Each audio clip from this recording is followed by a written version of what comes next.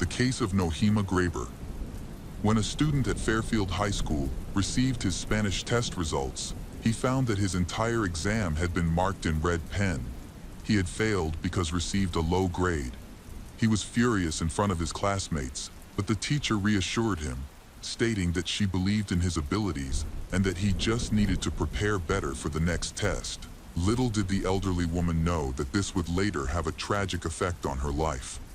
Fairfield is a small, quiet town in the southeastern part of the state of Quince, with a population of around 99,000 people. It features beautiful architecture and has about 12 parks and recreational areas, which is a significant number for a town of its size. One of these parks was a favorite walking spot for teacher Nohima Graber.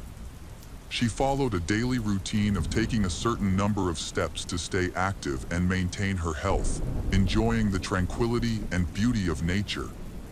However, on November 2, 2021, after finishing her workday, Nohima was tragically killed, leaving the residents of Fairfield in shock and fear. What a devastating event for their once peaceful town. Nohima was born on November 10, 1954, in Jalapa, Mexico, where she grew up in a loving family. From a young age, she was known for her openness and kindness. At the age of 20, Nohima began her career as a flight attendant for a major Mexican airline, which allowed her to indulge her passion for travel and an active lifestyle. She became one of the first women in Mexico to train as a pilot, paving the way for future female pilots in this challenging yet prestigious field. In 1985, at the age of 31, Nohima met Paul Graber, who was visiting Mexico on a business trip. They first encountered each other at a nightclub. After their meeting, Paul received Nohima's phone number and called her a few days later. Initially, he thought she was ignoring him, but she agreed to go on a date. Their relationship quickly blossomed into a romance. After a year of dating, on October 4, 1986, Nohima and Paul got married in Mexico. They then settled in Nohima's hometown, where she continued her work in the airline industry, while Paul found a job in this new country. In 1991, after 5 years of marriage, the Graber family welcomed their first child, a son named Christian. A year later, they had another son, Jareth. Nohima, who was 37 and had worked for 17 years, decided to focus on her family. During the 1990s, the area where they lived became increasingly dangerous, prompting they to make the significant decision to leave Mexico and move to America, Paul's homeland. In 1992, they settled in Fairfield, where Paul found a well-paying job and supported the family, while Nohima became a stay-at-home mom. Soon after, she gave birth to their daughter, Naima. Nohima quickly adapted to life in the U.S. and began attending St. Mary's Catholic Church, where she made a donation and eventually became a community leader. As time went on, their children grew up and began to move out, leaving Nohima feeling bored and lacking purpose. Once she turned 50, she decided to pursue further education and enrolled at Westland University in Mount Plant, Iowa. There, she earned a degree in English and a teaching certificate. Nohima then secured a job at a high school in Atashtat, Iowa, where she taught Spanish for several years, gaining valuable experience. In 2012, Nohima began teaching at Fairfield High School. Her students and colleagues appreciated her greatly. Often speaking of her fondly, graduates would send her postcards and letters, and she made it a point to respond, and always ending her replies with her signature message, "Be more confident." On November 2, 2021, after school, Nohima drove to the park. She was active and enjoyed walking, but that day she did not return home. Her husband, Paul, grew concerned when she didn't answer his calls. He went to the park and searched their usual spots, but he was unable to find her anywhere, and her car, a blue 1997 Honda Odyssey, was also missing. Feeling anxious, Paul promptly contacted the police to report. Right away, a search began in the park for Nohima. Her colleagues reported that she had not shown up for work, and since the previous evening, she had stopped responding to calls and messages. Meanwhile, students contacted the police with information about their classmate. They revealed that the night before, he had shared disturbing photos on social network. These photos were sent by Jeremy Goodale, a 16-year-old student at Fairfield High School. Born in 2005, Jeremy grew up in a dysfunctional family with 4 older siblings. His parents frequently argued and were often absent, leaving the older children to care for the younger ones. Eventually, the parents divorced. The mother moved in with another man, leaving her children behind to live with their father in the family home. The living conditions in the house were chaotic. It was filled with dirt and dust, flies buzzed around, and the bed linens had gone unchanged for months. They washed only once a week. The children lacked female care and love, so looked unkempt. Jeremy was described by his classmates as a quiet and modest boy who played on a baseball team. He didn't stand out much, except for his messy appearance. However, Jeremy faced more serious issues. He struggled with depression, anxiety, and attention deficit hyperactivity disorder. Doctors prescribed him medication to help. He studied Spanish with a teacher named Nohima, and his best friend was Willard Miller. Unlike Jeremy, Willard came from a wealthy family, but he found school challenging, particularly with foreign languages. Willard had recently transferred to Fairfield High School after attending a prestigious school with a tougher curriculum. On November 3, the body of Nohima was discovered near the railway in the north. She was lying on the ground wrapped in a tarpaulin, covered with old sleepers, various garbage, branches, and leaves. At the time of the discovery, she had died many hours ago. An initial examination revealed that Nohima died from blunt force trauma to the head. What does that mean? Her death was a homicide, and that her body had been deliberately concealed. Witnesses reported seeing Nohima's Honda Odyssey leave the park around 5:00 p.m. She had spent approximately 45 minutes there. However, the witnesses could not identify or describe the actual driver. Shortly afterward, the police found her blue Honda abandoned on a country road south of where her body was located. Another witness later came forward, stating they saw 2 young men walking along this same road around 5:30 p.m., heading back to the park. One of them was pushing an old garden wheelbarrow.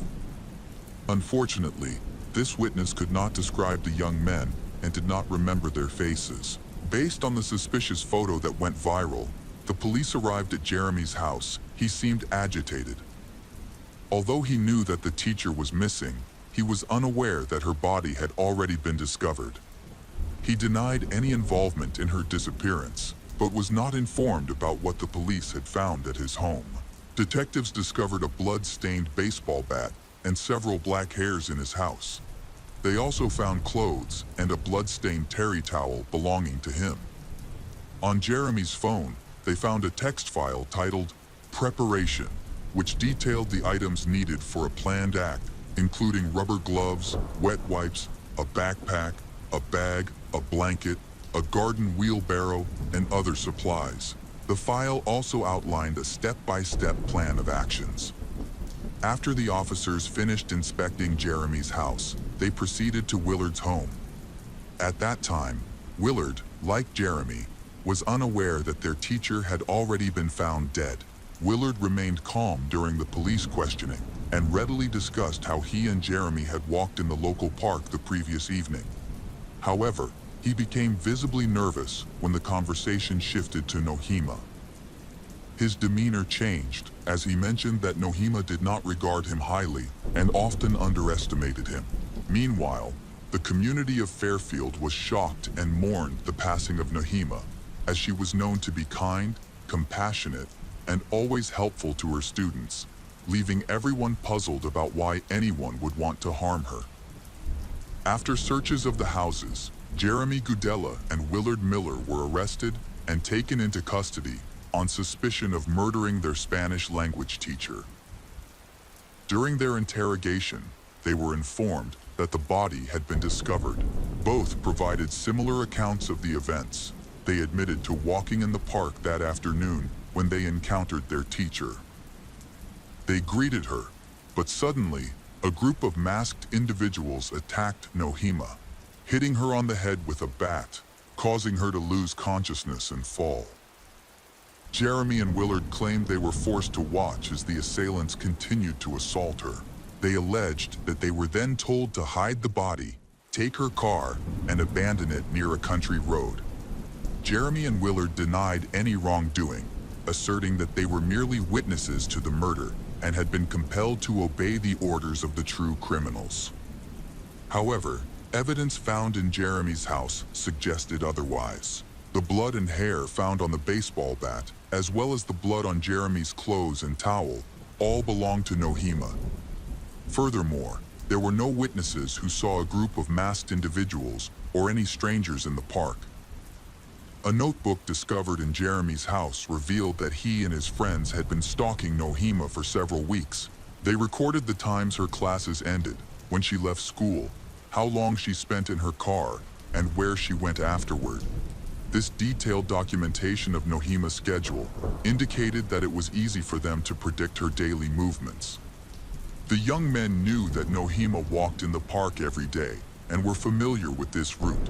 They chose the right moment to attack Nohima while she was walking alone on a dark, deserted street. During questioning, Willard admitted that he disliked Nohima because he felt she always underestimated him. He acknowledged that he frequently argued with her during class, and his classmates had witnessed these confrontations. These two young men told conflicting stories. This time, Jeremy accused Willard of hitting Nohima, while Willard insisted he had not touched her, claiming that it was Jeremy who had killed her. During the investigation, the investigators was uncovered that on the day of the incident, Jeremy and Willard went to a park and concealed themselves in an out-of-the-way spot while they waited. When Nohima arrived, one of them struck her on the head with a bat, causing her to lose consciousness and collapse. The two then dragged her off the path and took turns assaulting her until she died. Afterward, they covered her body with branches and leaves before fleeing the scene in her car, which they abandoned on a country road. While walking, they made their way to Willard's house, where they took a garden wheelbarrow, a shovel, and a tarpaulin. They returned to the crime scene, wrapped the victim in the tarpaulin, placed her in the wheelbarrow, and transported her to the railroad tracks. There, they concealed the body by placing old railway sleepers, garbage, branches, and fallen leaves on top. Once the body was hidden, Jeremy and Willard returned home and attempted to clean up any evidence of their crime, believing they would never be discovered. Detectives discovered unusual search queries on Willard's phone, including, "Do students receive credit for a lesson if a teacher is seriously injured or dies during a course?" And, "What happens to students' work if a teacher dies mid-course?" Before the incident, Willard had planned a trip to Spain, but after receiving a low grade on a test, that trip became uncertain. Prosecutors viewed Willard as the main instigator of the crime, driven by a desire for revenge against the teacher, while his friend Jeremy appeared to be following Willard's lead. Additionally, Jeremy struggled with depression and anxiety, which made him emotionally vulnerable and easier to manipulate. This made him a more suitable accomplice for Willard's malicious scheme. During his trial in December 2021, Jeremy pleaded guilty to first-degree murder and agreed to testify against Willard. In his testimony, Jeremy claimed that Willard was the first to attack their teacher, Nohima Graber, on the afternoon of November 2, 2021, when they both invited her out. He stated that Willard pushed her, causing her to fall and sustain serious injuries. However, Jeremy also confessed that after Nohima lost consciousness, he used a baseball bat to strike her multiple times, resulting in her death. Jeremy claimed that he and Willard beat her together to ensure that Nohima would not survive. Throughout the trial, Jeremy continually cried and asked for forgiveness from the family of the deceased. He expressed deep remorse for what had happened. Willard also admitted his guilt, but maintained that Jeremy had delivered the first blow. In court, Willard was more composed. Like Jeremy, he sought forgiveness from the Greber family. He said, "I am truly sorry for the pain I caused you. I regret that your family is suffering because of me. I sincerely apologize from the bottom of my heart. I fully recognize the seriousness of my actions. I know I was wrong." Willard Miller was the first to be sentenced in June 2023, receiving a life sentence with the possibility of parole after 35 years. Sadly, another tragic event occurred following this story. Nohema's husband, Paul Graber, passed away in June 2023 from terminal cancer. Paul, 68, was buried the day before Willard's verdict was announced, and he never saw his wife's killers face justice. Paul's family and friends reported that he was deeply affected by his wife's death. They believed that if Nohema had been alive, she would have noticed Paul's illness early and sought timely treatment, which might have saved his life. In November 2023, Jeremy Goodale was found guilty in connection with the case of Nohema and sentenced to life in prison, with the possibility of parole after 25 years. During the trial, Jeremy was so distraught that he experienced a nosebleed and cried. He expressed regret, saying, "I wish I could turn back time to prevent this loss and the pain I caused the family. It was the worst decision of my life, and I take full responsibility for what I did." Nohema Graber had 3 adult children, brothers, sisters, nephews, and nieces, who certainly miss their beloved and caring mother. They fondly remember their mother and father. It is known that the sons and daughter forgave the murderers and try not to remember them. After their mother's death, one of the sons found their mother's personal diary. In it, she wrote short notes about her life, expressing that she loved teaching and adored her students very much. Nohema wrote that she would always smile and give her students support, stating that even if she could not teach them anything new, just looking at her would help the students learn to love life. The case of Catherine Louise Odom. Catherine Louise Odom was born on October 25, 1959, in a suburb of Houston, Texas, USA. She grew up in a warm and loving family. Her father worked as an engineer, while her mother was a school teacher. Their family was well respected in the community, and all the neighbors knew them.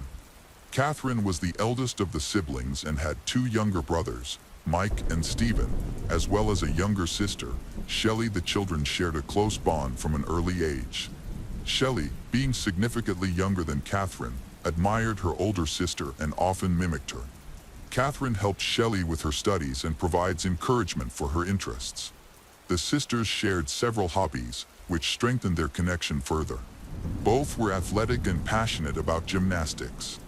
Catherine excelled academically, thanks to an environment of mutual love and encouragement, which contributed to her educational success. Besides sports, she had a deep appreciation for art and often spent her spare time helping others. During high school, Catherine joined several charitable organizations. It was around this time that she met a young man named Mike Odom. They had a lot in common and so began a romantic relationship that lasted even after graduation. A few years later, they decided to get married and settle in a peaceful neighborhood to build a cozy home for their future family. Everyone could see how happy they were after their wedding, as if they had been born to meet each other. It could be said that everything had been arranged by fate. Catherine and Mike's lives changed significantly when their daughter, Tasha, was born. Catherine embraced motherhood wholeheartedly, realizing it was her true calling. She focused entirely on caring for their child, while Mike worked hard to support their growing family. He had a job at a small company installing road signs, which was owned by Catherine's father and provided a stable income. They lived comfortably and lacked for nothing. 3 years later, Catherine became pregnant again, this time with a boy. In January 1987, at the age of 27, she gave birth to their son, Sean. Filled with renewed energy, Catherine devoted herself to creating a loving and comfortable home for her family. She spent most of her time at home, as working wasn't necessary. Meanwhile, Mike maintained a busy work schedule but made an effort to spend all of his free time with Catherine and the children. On rare occasions, he would meet friends at bars. Catherine's parents frequently visited their daughter and grandchildren, further strengthening family bonds. Her younger sister Shelley, now married to Gregory Glenn Marquardt, also visited often. During these gatherings, they enjoyed family picnics or explored popular spots in the city, creating cherished memories together. Catherine was lively and full of energy, taking charge of most organizational matters concerning family leisure and daily life. She managed these tasks willingly, with support from her husband and relatives. Catherine and her husband, Mike, have worked together to overcome common challenges in family life. Their close partnership enabled them to work through problems together, which made their family life appear ideal to those around them. They often expressed their confidence in facing challenges hand in hand. Sadly, their happiness did not last long. On March 3, 1987, the day started out like any other. Catherine stayed home with the children, taking care of household chores, while Mike left for work in the morning. He had arranged with Catherine to spend the evening with friends in the city and return home later than usual. After his shift, Mike called home, as planned, to confirm his evening plans and check on his family. However, no one answered the phone, a surprising and concerning situation, since Catherine typically stayed home and was reachable. On rare occasions, she would leave the house, but always briefly and with the children. Mike assumed that Catherine might have gone to the nearby store, just a few minutes' walk from their house. He waited about 10 minutes before trying to call her several more times, but she didn't answer. Since it was a weekday and she usually stayed at home, he started to worry.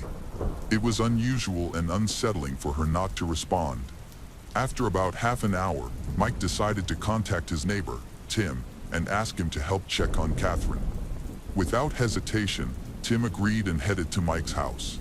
When Tim arrived, he knocked on the door, but there was no response. The house was eerily silent, and it looked suspiciously dark inside.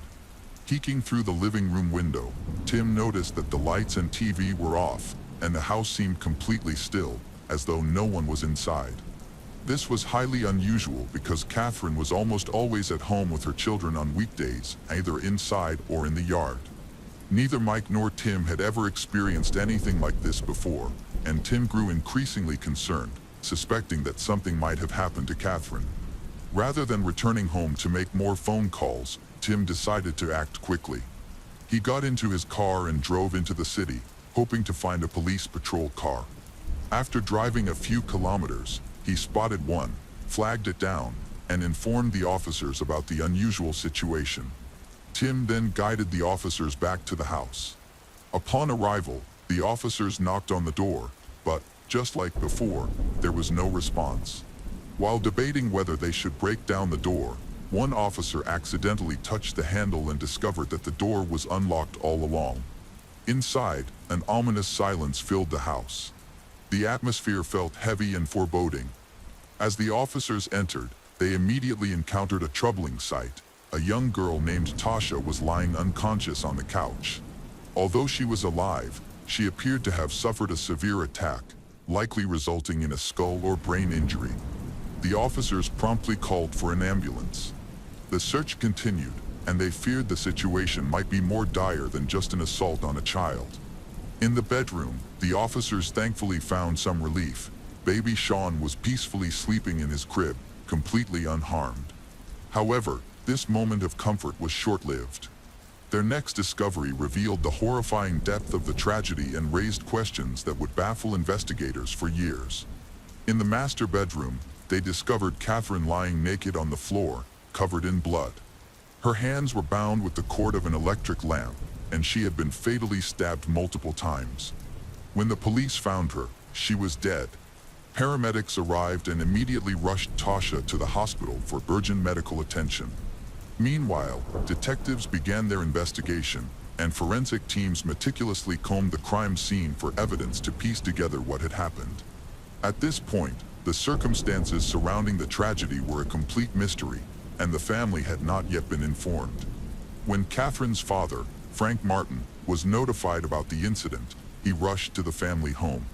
However, He was prevented from entering the house and was detained by the authorities.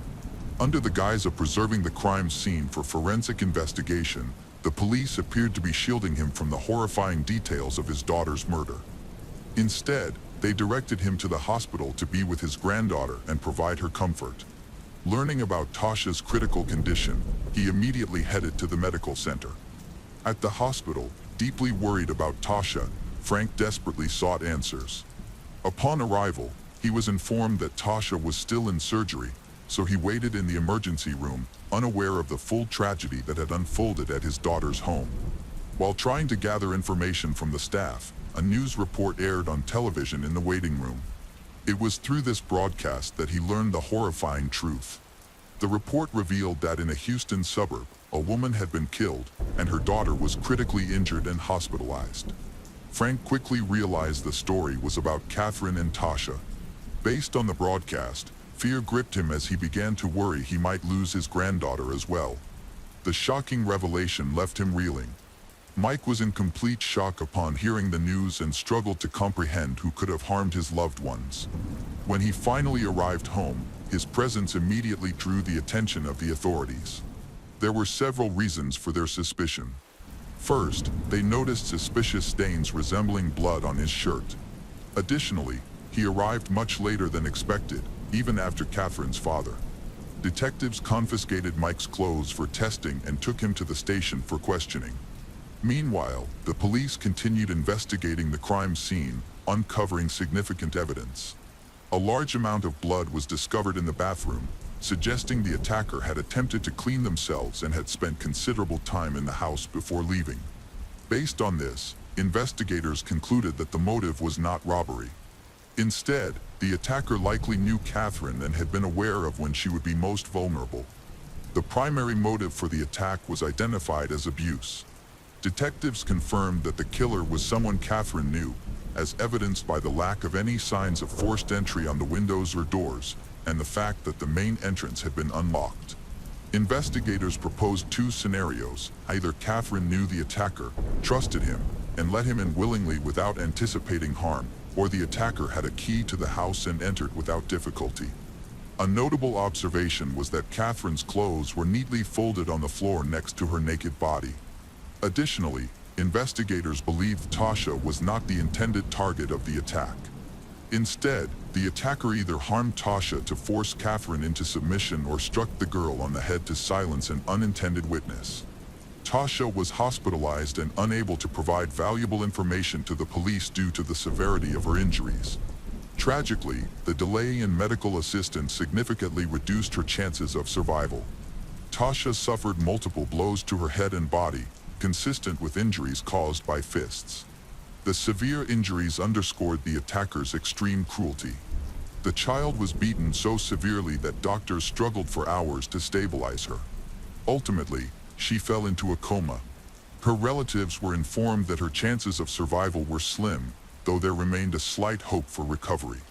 Meanwhile, forensic experts conducted an autopsy on Catherine's body and revealed 26 stab wounds, mostly concentrated in the abdominal area, a pattern considered unusual for a murder.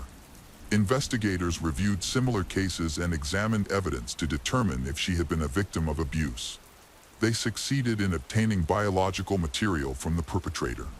However, DNA analysis in the late 1980s was in its infancy, slow, rarely used, and technologically undeveloped. At that time, testing could only determine the attacker's blood type, far from today's advanced capabilities. This vital clue significantly narrowed down the list of suspects. The police's primary focus shifted to Catherine's husband, Mike. Detectives viewed his behavior as suspicious. After work, rather than going straight home despite the concerning silence from his wife, he chose to meet with friends. Additionally, instead of checking on his wife himself, he sent a neighbor to their house. To the detectives, this suggested an attempt to create an alibi and mislead the investigation. Seasoned investigators were familiar with similar behavior in past cases. Upon examining Mike's claims, the police confirmed his alibi, though it did not account for the entire period he was away from home on the day of the murders. Their findings indicated that Mike had the opportunity to harm Catherine and their daughter during the time between noon and his visit to the bar to meet friends. Suspicions deepened when detectives delved into Mike's past. They discovered that after high school, he had run into legal trouble for selling a prohibited substance and had received a suspended sentence. Although the previous incident did not involve violence, it still raised suspicions about Mike and further strengthened investigators' theories. The incident had directly postponed Catherine and Mike's wedding. After Mike resolved his legal issues, he and Catherine got married, but then decided to live apart. While there was no history of assault or violence connected to him, the investigators appeared determined to implicate him, though he consistently denied any guilt. There wasn't enough evidence to charge him with murder or attempted murder. To gather more details, detectives questioned the next person connected to the case, the neighbor, Tim, who had alerted the police. Tim's actions raised suspicions, as he had unnecessarily driven around town to find a police patrol instead of simply going home and calling emergency services to check on Catherine's condition. During a search of his car, investigators discovered dark, suspicious stains on the floor mats that appeared to be blood. These samples, along with Tim's clothing and t-shirt, were sent for forensic analysis. At this point, the police had two main suspects and even speculated that they might have been working together. However, confirming a motive for the crime proved challenging. After the forensic expert completed his work, he determined that Catherine had died around 1 p.m., approximately 6 hours before she was discovered. This timeline allowed the detectives to compare the statements of Mike and Tim regarding their whereabouts. Both men claimed they were at work during the day, and their alibis were confirmed. However, the forensic examination results were still pending. 2 days later, the hospital provided an update. Tasha had fortunately emerged from her coma, and doctors confirmed her life was no longer in danger. Police were eager to speak with the child, considering her a crucial witness in the case. But when they arrived at the hospital, their hopes of identifying the criminal were dashed. The 4-year-old girl had lost most of her memory and was unable to recall the incident that occurred at the family home. All she could recall was that an unfamiliar man had entered the house during the day. This clue proved to be crucial, as it led the authorities to suspect that a third party might be involved in the violent attack. It was clear the girl could identify her father and neighbor unless they had drastically changed their appearance. Although the police didn't completely dismiss them as suspects, their focus on Mike and Tim significantly decreased after this. Psychologists worked diligently with Tasha, aiming to help her not only recover from the trauma but also remember the events of that horrific day. Forensic analysis revealed that the stains on Tim's car mats were from machine oil, whereas the stains on Mike's shirt were from red paint. Moreover, both men's alibis were confirmed by multiple witnesses, proving they couldn't have been at the house during the attack on Catherine and Tasha. The police were prepared to clear them of suspicion completely. However, the situation took an unexpected turn when both Mike and Tim failed a polygraph test. The results indicated they were lying, which reignited doubts and suspicion. By this point, investigators were exploring other possibilities. Despite conducting extensive interviews with Catherine's friends and family, no one identified Mike or Tim as possible suspects. Neither man appeared to have a motive for attacking Catherine, nor did they come across as aggressive or dangerous. However, Shelley, Catherine's younger sister, frequently mentioned that Catherine had repeatedly complained about a particular individual. This person exhibited obsessive behavior and made unannounced visits, especially when Mike was away. These encounters made Catherine deeply uncomfortable. The person in question turned out to be Gregory, Shelley's husband, who openly flirted with Catherine, made inappropriate comments about her appearance, and even suggested intimacy. He seemed to be fixated on her figure, particularly her abdomen, which took on a chilling significance considering her eventual death from stab wounds to the abdomen. Upon further investigation, detectives uncovered that Gregory had used a heavy prohibited substance and possessed a significant criminal record. His history included petty thefts but also assaults, raising serious concerns. The police found a fingerprint in Catherine's house that matched Gregory's, as his fingerprints were already in their database from previous cases. Gregory explained that he had been in the house before, so finding his fingerprints or hair there wasn't unusual. However, everyone close to Catherine was convinced that he had been involved in the attack, or that he was possibly the one who had committed it. No other suspicious individuals were linked to Catherine. A notable incident reinforced these suspicions.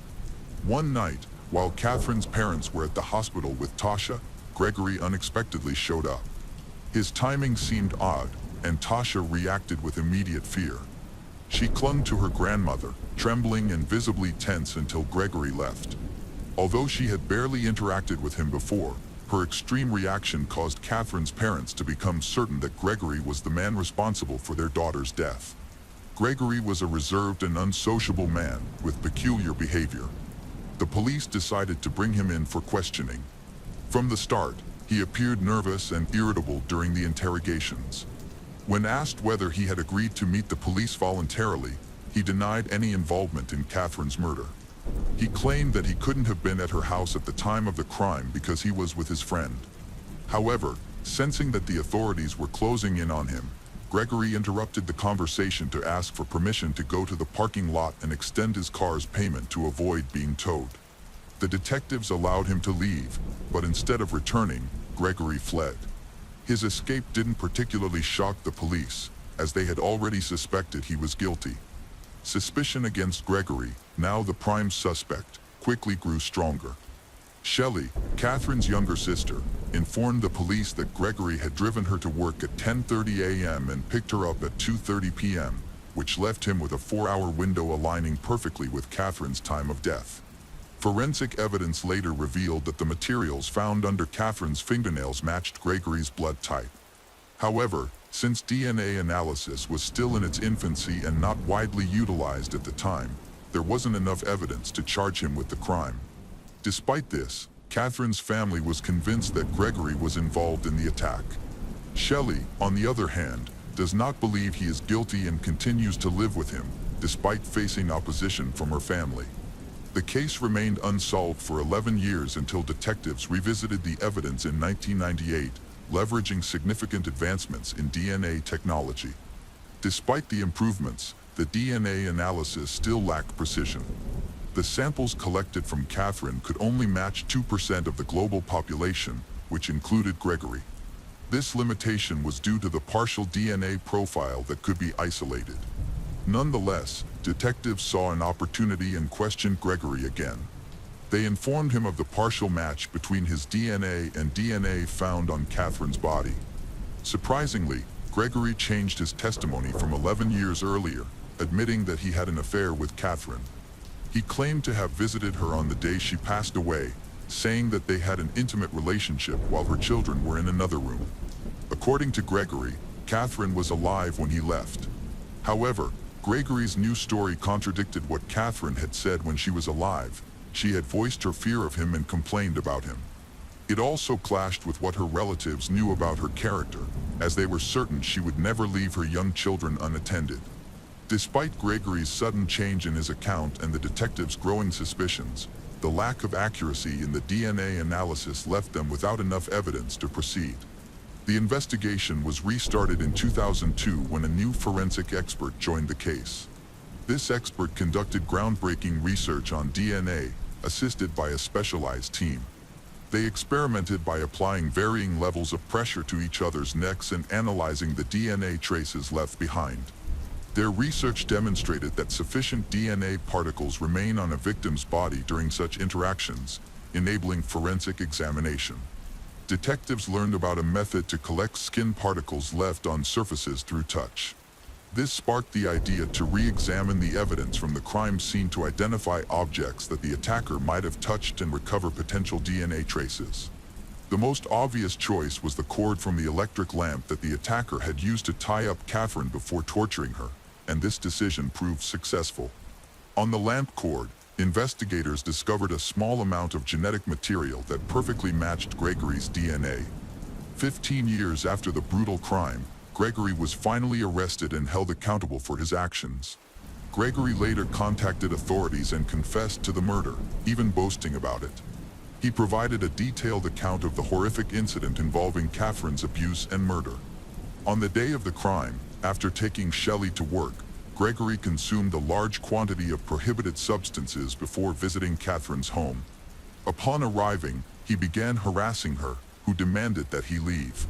Gregory then turned to Tasha and struck her multiple times on the head with his fist, causing her to collapse. Catherine screamed, begging him to leave their home and spare their lives. Gregory threatened to kill Tasha if Catherine did not comply. He then proceeded to tie her hands, abuse her, and inflict knife wounds. After committing the violent acts, he cleaned up the blood in the bathroom, changed out of his bloody clothes to avoid leaving evidence in his car, and then drove away. Gregory eventually admitted that his actions were driven by intense, unrequited feelings for Catherine. In a fit of rage, he committed the murder. In 2004, Gregory Glenn Marquardt faced trial. The evidence against him was overwhelming, and he had already confessed. There was no doubt about his guilt. He was convicted of the first-degree murder of Catherine and the attempted first-degree murder of Tasha. Due to his confession, the judge reduced his sentence, and he was sentenced to 45 years in prison. However, Gregory served only a fraction of his sentence. After spending just 4 years in prison, he died of liver cancer at the age of 56. Shelley was devastated to realize that she had spent 15 years believing in a man who turned out to be a monster, a man who had killed her sister and nearly taken her niece's life.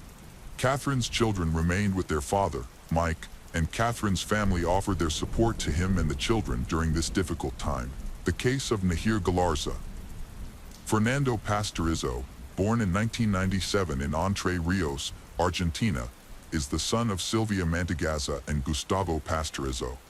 Despite his parents' divorce, he grew up in a loving and supportive environment, as both his mother and father maintained a strong relationship to care for him and his sister, Carla. Fernando was a joyful and kind individual who connected easily with others. He had many friends and was always willing to help those in need. Dependable, loyal, and considerate, he earned respect as a model of integrity. Nahir Galarza, born in 1998, is the daughter of Marcela Larza, a senior police officer and a former officer. She grew up in a family where power and authority were prioritized, which afforded her the freedom to act as she pleased. Her mother paid little attention to her daughter's interests and sometimes encouraged inappropriate behavior. In contrast, her father consistently maintained complete control over her. From a young age, Nahir became accustomed to exploiting and manipulating others to achieve her goals at any cost. At school, she was one of the most popular girls, beautiful, confident, yet often cruel to those she deemed inferior.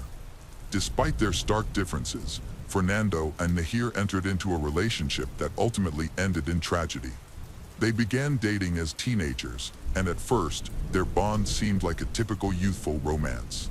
However, the relationship quickly took a darker turn. Fernando loved Nahir with all his heart and would do anything for her. However, Nahir betrayed him, inviting other men into her home and taking advantage of his feelings, making him emotionally dependent. Despite being hurt and humiliated, Fernando endured, hoping that she would change. The more Fernando realized the toxicity of his relationship with Nahir, the more she tried to keep him by her side. Nahir controlled Fernando's phone, monitored who he was communicating with, and accused him of cheating, even though she herself continued to date other people. When he started to distance himself, she grew angry, made threats, and used her father's position as a police officer to intimidate him. On December 25, 2017, Fernando attended a nightclub with his friends. While there, he saw Nahir kissing another man. The incident occurred in front of everyone, publicly humiliating him further. Unable to ignore the betrayal, Fernando confronted her, demanding an explanation. Instead of responding calmly, Nahir lashed out at him. Her friend, Sol Martinez, even joined in, striking Fernando in the face. Nahir laughed, insulted him, and mocked him in front of the crowd. Humiliated and devastated, Fernando left the club, unaware that it would be the last night of his life. Emotionally shattered, Fernando confided in his friends about the pain he was enduring. What hurt him most wasn't just Nahir's betrayal but her cruel insults about his family, whom he dearly loved. That night, he made a decisive choice. He would end their toxic relationship once and for all. Determined to start fresh, he enrolled in a university in a different city, hoping to escape the manipulation and suffering Nahir had caused. Although cautious due to her unpredictable nature, Fernando was resolute in his plan to move on. However, Nahir refused to let go. The desire to control took over her. She couldn't bear the thought of losing him. In her mind, if Fernando couldn't belong to her, he wouldn't belong to anyone. On December 28, 2017, after days of constant arguments, Fernando finally agreed to meet Nahir one last time. She begged him, promising that she wanted only to spend one final night together before they parted ways. Unbeknownst to Fernando, this decision would prove catastrophic. For Nahir, the meeting wasn't about saying goodbye, it was a verdict. At Nahir's house, everything seemed normal. They spent several hours together and reportedly even tried to reconnect. Fernando might have hoped that they could part amicably, but in Nahir's mind, if she couldn't have him, no one could. If he left, he would be gone forever. On the morning of December 29, 2017, Fernando was preparing to leave, feeling as though he had finally freed himself from the chains that had bound him for so long. She asks him to take her to her grandmother's house. Fernando refused initially, but he eventually agreed to take her for one last ride. He got on his motorcycle, and Nahir climbed on behind him. In her pocket was a weapon that belonged to her father. Between them, an uneasy, unspoken tension lingered. Fernando and his future killer were now heading down the same road. When they reached a deserted stretch of road, Nahir tapped Fernando on the shoulder and told him to stop. Trusting her, Fernando pulled over, expecting an explanation. Instead, she pulled out the weapon and attacked him in the back. The bullet pierced through him, and he collapsed to the ground, injured and dazed. Struggling to comprehend what had just happened, Fernando attempted to move, but Nahir didn't give him a chance. She stepped closer, aimed her weapon, and attacked again from point-blank range. Fernando died there on the side of the road. After the murder, Nahir remained calm. She attempted to eliminate evidence by searching for the bullet casings. While she was trying to find a shell casing, the second casing had already rolled onto the grass, a mistake that later became key evidence against her. During this time, a passing taxi driver noticed a girl leaning over someone lying on the ground. However, he didn't stop, thinking it was insignificant. While his decision not to intervene might have changed the course of events, the truth eventually surfaced. Soon, the name Nahir Galarza became infamous as she earned the grim title of being the youngest woman in Argentine history to receive a life sentence. Nahir's behavior immediately after the crime was chillingly composed. After cold-bloodedly attacking Fernando, she acted as though nothing had happened. At 5:22 a.m., security cameras captured her walking home, calm and seemingly unaffected, showing no signs of fear, distress, or remorse. Once home, she put the weapon away, took a shower, and went to bed, displaying no alarm or guilt. By morning, December 29, 2017, the city of Gualeguay woke up to shocking news. Fernando was found dead next to his motorcycle, having been attacked twice in what was evidently a calculated and callous murder. Initially, the police suspected a robbery, but the details didn't add up. Fernando's wallet, phone, and money remained untouched, and his motorcycle stood upright, with no evidence indicating a struggle or fall. There were no signs of resistance or a physical altercation. This wasn't an accident or random violence. It was calculated, personal, cold-blooded murder. As news of Fernando's death spread through the city, one name was on everyone's lips: Nahir Galarza. Witness accounts painted a dark picture of their relationship. Fernando's friends claimed she humiliated, controlled, and threatened him. The police now had their first lead. Nahir was brought in for questioning. Around the same time, it was reported that a farewell message had appeared on her social media account, stating that Fernando, the love of her life, would be missed. However, her demeanor during interrogation shocked investigators. She appeared cold, indifferent, and unapologetic, speaking about Fernando's death as if it were trivial. She denied being in a serious relationship with him, but the investigators unearthed countless messages, photos, and witness testimonies proving otherwise. Under mounting pressure, Nahir attempted to protect herself by taking drastic measures. Initially, she denied all involvement, but when presented with undeniable evidence, she admitted to attacking Fernando. She claimed it was an act of self-defense, a narrative that contradicted both the physical evidence and the crime scene. The investigation revealed the shots were intentional and methodical, not spontaneous. Additionally, Fernando had shown no signs of aggression or attack against her. Perhaps the most damning evidence of all was her behavior after the murder. Nahir neither called the police nor sought help. Instead, she calmly returned home, making no effort to report the incident. This aspect of her response proved to be her greatest mistake. A passing taxi driver later testified, saying he saw a girl crouched over Fernando's body, seemingly searching for shell casings. This testimony confirmed Nahir's attempt to conceal evidence. She was no victim, she was a killer. Despite her youth, Nahir revealed herself to be cold-blooded and calculating. She believed she could lie, manipulate, and evade justice, but the truth ultimately caught up with her. Nahir faced a trial that not only changed her life but devastated Fernando's family, who had lost their beloved son. That night, not only did a young man lose his life, but the ideals of justice and love were shattered. Yet the lingering question remains, was justice truly served, or did Nahir manage to avoid full accountability? CCTV footage captured Nahir walking home calmly at 5:22 a.m., showing no signs of panic or tears. Additionally, they discovered a shell casing that she had overlooked. A friend of Fernando revealed years of his suffering, describing Nahir's manipulative behavior, cruelty, and relentless jealousy. Police determined that this was not an act of self-defense but a premeditated, cold-blooded murder. Nahir's father, a high-ranking police officer, enlisted the country's top lawyers to lead her defense. Their strategy aimed to shift the narrative, portraying Nahir not as a murderer but as a victim. The defense claimed that Fernando had abused Nahir and that she acted in desperate self-defense. They presented photos of bruises, allegedly caused by hockey training, as evidence of supposed violence. The trial became a spectacle, raising the critical question, who was the victim and who was the aggressor? Nahir tearfully recounted how Fernando had allegedly tortured her, forced her onto a motorcycle that night, attacked her, and that she acted in self-defense. She painted herself as a frightened girl pushed to her limits, but her story began to unravel. Fernando's friends testified about her possessive and controlling behavior, how she created dramatic scenes, knocked him down, and obsessively tracked his every move. Fernando himself had confided to others that he feared her and wanted to escape their toxic relationship.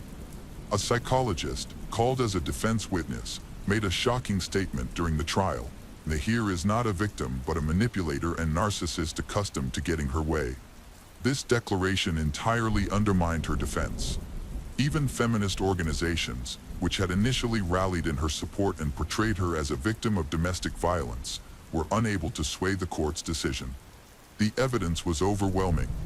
The judges rejected the self-defense claim and instead concluded that her actions were deliberate and calculated. Nahir was sentenced to life imprisonment, becoming the youngest woman in Argentina's history to receive such a sentence. But does this verdict bring Fernando back? Does it ease his family's grief? No, but it delivers justice. After this case, domestic violence gained wider social attention in Argentina. However, it also raised difficult questions. Can one partner be the consistent source of toxicity? Why do so many relationships end in tragedy? And how many individuals like Nahir remain unaccountable for their actions? This case shattered societal stereotypes and forced Argentine society to confront harsh realities. Most disturbingly, it served as a grim reminder that love, in its most toxic form, can have fatal consequences. Despite Nahir's attempts to manipulate the narrative, the truth of her crime could not be concealed. On July 20th, 2018, a tense silence filled the courtroom in Gualeguay as the judge delivered the verdict. For Fernando Pastorizzo's family, the decision brought only partial solace. They had endured months of profound grief, compounded by public scrutiny, a drawn-out trial, and attempts to paint their son as the aggressor. While justice prevailed, No verdict would ever bring Fernando back. In the courtroom, Fernando's parents expressed gratitude to the lawyers and everyone who fought to expose the truth, vowing to keep their son's memory alive. The trial of Mahir deeply divided society. The case dominated national media, with her face constantly on television and in newspapers. Public opinion was polarized. Some saw her as an innocent victim unfairly vilified, while others regarded her as a cold-blooded murderer. Regardless of the ongoing debates, the evidence was undisputed. Fernando's family not only lost their beloved son, but were also stripped of the chance to witness the future he could have had. Every piece of evidence, every photograph shown in court, was a painful reminder of their irreplaceable loss. Nahir's father, Marcelo Galarza, an influential police officer, lost everything: reputation, career, family. Everything collapsed after his daughter's conviction. In a desperate attempt to escape punishment, Nahir even accused her father of the murder, but the court dismissed this claim as yet another act of manipulation. The trial exposed not only the brutal reality of the crime but also the devastating effects of toxic relationships, abuses of power, and unchecked privilege. The case serves as a stark reminder of the consequences of violence in relationships: manipulation, control, psychological abuse, and sometimes even fatal outcomes. It raises important questions. How do privilege and connections influence justice? Are there sufficient safeguards to protect individuals trapped in toxic relationships? Why is domestic violence not only a women's issue but also one that affects men? Fernando Pastoriza was more than just a victim. He was a young man with dreams, aspirations, and a future that was cruelly stolen from him. His tragic story is a call to action, a poignant reminder of the importance of justice and the urgent need for change. The case of Emilia Alejandra Benavides Cuenca. Emilia Alejandra Benavides Cuenca was a 9-year-old girl living in Loya, Ecuador, with her family and younger sisters in 2017. On the evening of Thursday, December 14th, she attended school as usual and began making a handmade Christmas gift for her parents. She left the unfinished gift on the table, planning to complete it after returning home. Emilia followed the same daily routine on school days.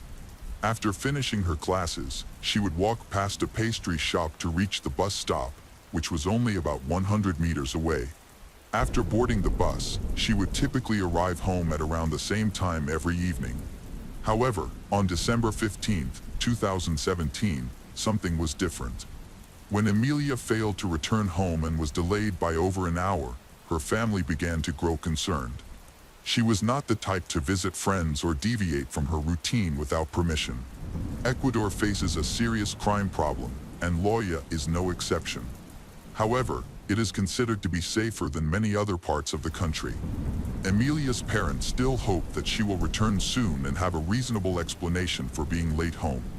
However, as time passed, their concern deepened. Her family started contacting people, hoping that she might have gone to visit someone, even though this would have been unusual for her. By then, all her classmates had already returned home, but Emilia was still missing. Emilia's disappearance sent her family into panic. Her parents went to her school to speak with her teacher and try to figure out where she might have gone. However, by the time they arrived, Emilia's class teacher had already left. Initially, it was unclear whether she had attended class or when she had gone missing. After contacting other teachers, it was confirmed that she had attended school that day. The principal then reviewed footage from the school's surveillance cameras, which showed Emilia studying throughout the day as expected. After classes ended, she left the school and followed her usual route home. No one was seen accompanying her or picking her up. Unfortunately, much of the area surrounding Emilia's route was not captured by security cameras. Along the path was a small confectionery shop, and the owner, Vlada, reviewed footage from his shop's cameras. The recordings showed Emilia entering the shop after classes on Friday, December 15th, at around 12:30 p.m. The owner, who was also the shopkeeper, spoke with Emilia's parents and confirmed that she had come to the store. The little girl wanted to buy candy but was 5 cents short, which was the amount she needed for the bus ride home. She promised to repay the 5 cents on Monday. The shop owner, Vlada, explained that he let Amelia buy the candy anyway, as she had been polite and he didn't want to refuse her. He added that he himself was a father and understood how important small gestures could be. Unfortunately, he was the last known person to see Amelia before she vanished. What happened to Amelia after she left the shop remained a mystery. Her family immediately contacted her closest friends, neighbors, and teachers for help. Together, they spread information about her disappearance through social networks and WhatsApp chats to aid in the search. In addition, they promptly contacted the police to report Amelia as missing. Right from the beginning, the investigators approached the case with utmost seriousness, suspecting that it could potentially be a kidnapping. That evening, Amelia was officially added to the list of over 4,000 people who had disappeared in Ecuador. The pastry shop owner, Vlada, quickly became a person of interest. However, detectives refrained from making accusations and instead questioned him. He repeated the same account he had shared with Amelia's parents. After the investigation, Vlada showed no suspicious signs. He is a respectable man who lives for his family, runs a small business, and has no connection to any criminal activities. His shop was thoroughly searched, including storage areas, but no evidence or clues were found. Detectives then turned their attention to the city's network of surveillance cameras managed by the municipality. Unfortunately, the cameras were non-functional, rendering them useless. This setback added to the complexity of the case and forced investigators to reassess their next steps. Detectives contacted the management of various small and large businesses to obtain surveillance footage from cameras installed on the facades of private organizations and banks. Fortunately, everyone cooperated and provided the necessary recordings. Eventually, they discovered footage of a girl resembling Amelia. However, questions remained. Had Amelia reached the bus stop, or had she been intercepted along the way? The tape showed her turning the corner after leaving a pastry shop and then vanishing, effectively ruling out the pastry shop owner, Vlada, as a suspect. Vlada was immediately declared innocent and even participated in the search for Amelia by helping to distribute information regarding her disappearance. Unfortunately, no new leads emerged until Monday. Many of the cameras in the area were either non-functional or poorly positioned, and failed to capture the section of the street where Amelia was last seen. Law enforcement, Amelia's family, and locals collaborated to spread awareness about her disappearance. Surveillance footage from Amelia's school provided a clearer description of her appearance. She was wearing her school uniform, a white t-shirt and blue leggings, with her hair tied back and a backpack on her shoulders. The following day, Amelia's parents appeared on television, pleading with the public and urging anyone with information to contact authorities. Shortly after, a march was organized, led by Amelia's parents. Her father, Angel, walked at the front while holding a large photograph of his smiling 9-year-old daughter. By Monday, the same events had repeated, but no progress had been made. Classes resumed at Amelia's school, but during a lesson, one of her classmates stood up and declared he couldn't focus while Amelia's desk remained empty. The boy insisted on joining the search efforts, and the other children were allowed to participate. This incident provoked a strong public response, motivating many others to volunteer in the search. Unfortunately, these efforts yielded no new information. Amelia's parents searched tirelessly for their daughter, speaking to anyone who might know about her disappearance. Despite their persistence, Amelia's mother took no solace in their efforts. Only one theory seemed plausible, but it was so distressing that the family refused to consider it. Amelia was a quiet, obedient child. She excelled in school, never stayed out late, avoided bad influences, and always asked permission before going anywhere. She was cautious around strangers and avoided people who seemed suspicious. Loya was considered a safe town, free from crime, and Amelia's circle of friends included no questionable individuals. Despite the uncertainty, her parents clung to hope. The crucial 48-hour window had already passed, but no useful clues had surfaced. In an effort to reach as many people as possible and find potential witnesses, Amelia's relatives turned to the internet. They created a page dedicated to their missing 9-year-old, sharing information that quickly spread not only across Ecuador but also internationally. Despite the growing worry, Hope for Emilia's safe return remained alive until December 19, 2017. On that day, a crucial video surfaced, recorded by a store's security camera located on the outskirts of Loya. The footage showed a girl matching Emilia's description, dressed in her school uniform and carrying a backpack, walking calmly alongside a man. The two appeared to be conversing as they approached a road, where the girl willingly entered an unidentified taxi. The girl's behavior suggested she was not afraid of the man. Their interaction appeared familiar and non-threatening. It seemed Emilia trusted him, likely believing he was someone she knew. This led investigators to focus on people within her close circle. When the video was shown to Emilia's mother, she immediately recognized the man and confirmed his identity with her husband, who also knew him. Authorities arrested the suspect that same day for questioning. The detainee was identified as Jose Fabian Nero Robolino, a man who is known to members of Emilia's family. He quickly became the primary suspect in the kidnapping. When his identity was revealed, there was a fleeting sense of hope, but it was short-lived. Investigators showed Jose a photo of the pastry seller, but he claimed not to recognize them. However, he soon confessed that he knew Emilia and her family. He was acquainted with her parents, as he occasionally worked with them. Emilia's father, Angel Cuenca, ran a small business organizing events and dance therapy sessions, where Jose occasionally worked as an instructor. This is how he became acquainted with Emilia. Their relationship was close enough for her to trust him, which allowed him to carry out his sinister plan without resistance.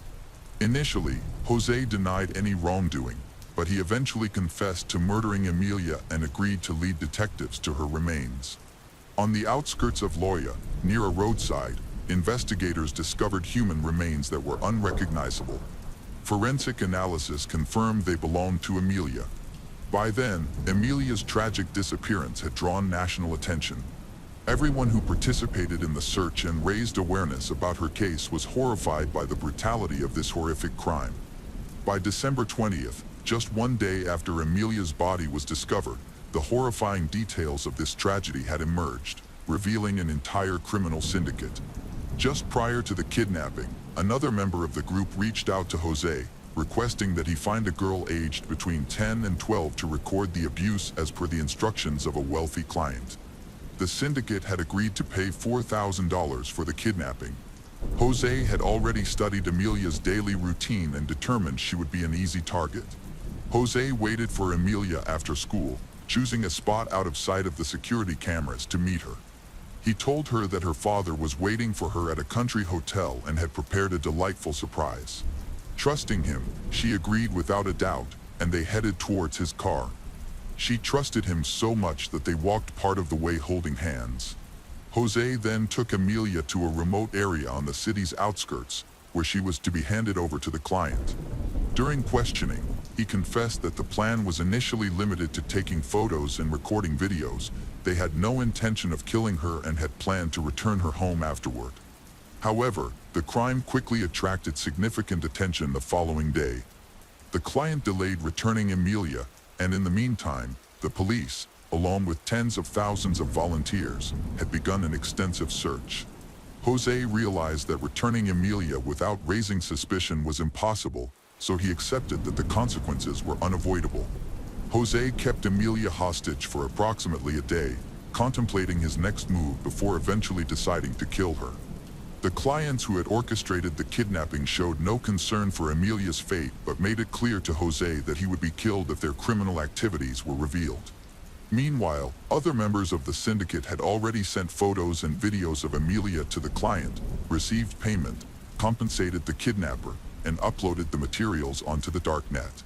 They operated a website showcasing similar content, including videos of dozens of child abuse cases. The website had a simple name, 10, representing the number of syndicate members involved. Despite his guilt, Jose refused to implicate others, fearing retribution from the syndicate. Investigators examined his social media accounts and mobile phone, uncovering connections to another syndicate member, a taxi driver named Manuel, who had transported Emilia from Elchin, located on the outskirts of the city. Further investigation revealed that a third individual, Tanya Yulexi Ramona Zanza, had also been directly involved in the crime. Tanya was willing to cooperate fully with the authorities but stipulated that she would testify only if granted reliable protection, as she feared retaliation from the syndicate. By this time, Emilia's abduction video had gone viral on the dark net, causing widespread outrage among Ecuadorians. When families and parents learned of the incident, they quickly discovered the whereabouts of the arrested criminals. Fueled by a thirst for justice, tensions escalated. Emilia was only 9 years old when she was killed. An autopsy revealed her final hours had been horrifyingly brutal. Disturbingly, one of the perpetrators, Jose, was not just a dance therapy teacher. He often worked as an entertainer at children's parties, potentially scouting for victims. People who knew Jose described him as responsible and kind. His social media portrayed a wholesome image, with his profile picture showing him smiling alongside his children. This facade allowed him to appear trustworthy while secretly using his profession and public persona to prey on children. Jose stated that he had been coerced and threatened by a criminal group, which forced him to reveal information about the victims' whereabouts. Otherwise, his children would be put in danger. Local residents were outraged and began hunting down the trio of criminals involved: Jose, Manuel, and Tanya. Crowds even gathered outside the police station where the suspects were being interrogated. Men, women, and teenagers armed with sticks demanded justice and nearly stormed the station.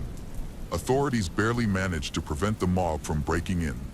Evidence from confessions revealed that the group had been kidnapping children and producing videos and photographs of the abuse of minors for years. Due to the volatile situation, police quickly arranged to transfer the suspects to another prison. However, information was clearly leaked. During the transfer, another crowd armed with sticks gathered on the street, waiting for the criminals. Police managed to escort them away safely, preventing a lynching. This provoked even greater outrage among local residents, who demanded justice and accused the authorities of showing leniency toward the murderers, especially considering the police's earlier failure to protect so many children. The incident caused such public outrage that the president had to address the nation directly on television, emphasizing the need for a thorough investigation into Emilia's case and the children involved. Early the next morning, at around 5:30 a.m., Jose was discreetly transferred to a new correctional facility located 200 kilometers away from Loya. This early transfer was intended to prevent the crowd from attacking and lynching him during transport. At 7:15 a.m., the detainees gathered for breakfast, but Jose was not in his cell. Strangely, no one seemed to notice. When guards checked the cell, Jose was discovered dead. The death certificate said he had died, although the investigation into his cause of death was cursory. Jose had been restrained on specialized beds with chains inside the cell, and it was on one of these beds that he died. Few details were explored, but it was suspected to be an act of revenge by another criminal group. Despite Jose being the main suspect in the kidnapping, murder, and torture of Emilia, authorities had already obtained all necessary information from him, so his death was not considered a major loss. Following this incident, the president urged the Ministry of Internal Affairs to strengthen protections for Manuel and Tanya, the remaining suspects in this high-profile case, in order to prevent further deaths. The goal was to uncover the entire network and ensure justice for all involved. The interrogations of Manuel and Tanya continued throughout January and February 2018, aiding in the identification of a significant number of the organization's participants. By March 16, 2018, charges had been filed against 18 individuals connected to the group. A major discovery resulted from the analysis of Jose's electronic devices. Investigators uncovered mobile phone data and correspondence with other syndicate members, which helped reveal the pseudonym and potential location of the group's organizer. However, the leader's true identity remained unknown, and efforts to uncover it were unsuccessful. Authorities searched all known addresses and conducted raids, but eventually realized the organizer had fled. Due to a lack of concrete information, officials were unable to issue an official warrant or identify the leader, leaving uncertainty about who they needed to pursue. Various rumors began circulating, accusing law enforcement agencies of collaborating with criminal groups. Some even speculated that high-ranking officials within the police and government were involved. During the investigation, authorities discovered that the criminal network operated across multiple cities in Ecuador, including Quito, Puerto Viejo, and Santo Domingo de los Zacales. As part of a large-scale operation conducted by the National Police, 18 members of the syndicate were arrested. Additional individuals connected to the top leaders of the criminal organization were found living in the city of Loya. These individuals, who were noticeably wealthy, resided in luxurious homes that starkly contrasted with the impoverished slums where many locals lived. Their lavish lifestyles were clearly financed through illicit activities. The raids uncovered significant evidence, including dozens of computer hard drives and mobile phones containing incriminating material. Investigators spent weeks analyzing the data, uncovering equipment used for storing, recording, and distributing videos and photos. The syndicate's operations followed a straightforward but sinister pattern. They targeted vulnerable children, often from dysfunctional families where neglect was common. In such families, parents frequently failed to notice their child's prolonged absence. The group operated swiftly and avoided killing their victims, but Emilia's case stood out. Her family was not poor, but she was chosen because she was deemed suitable to be targeted as a victim. Jose, a member of the group, who had a close relationship with Emilia, exploited this opportunity. The syndicate committed their crimes in locations such as hotel rooms or country houses owned by their members. They exploited children, recording horrifying acts that were subsequently sold for large sums of money and shared on darknet platforms. Nearly 20 individuals were apprehended during the operation. However, the key leaders of the group, operating from various cities, managed to evade capture and disappeared across the country. Law enforcement efforts had minimal effect on improving the overall situation. According to confessions from members of the criminal network, they primarily recruited teenagers and children through a social media page called Inocentes 10, which functioned similarly to their main website. For payments ranging from $1,000 to $5,000, they identified and targeted victims. In some cases, kidnappers were not even required.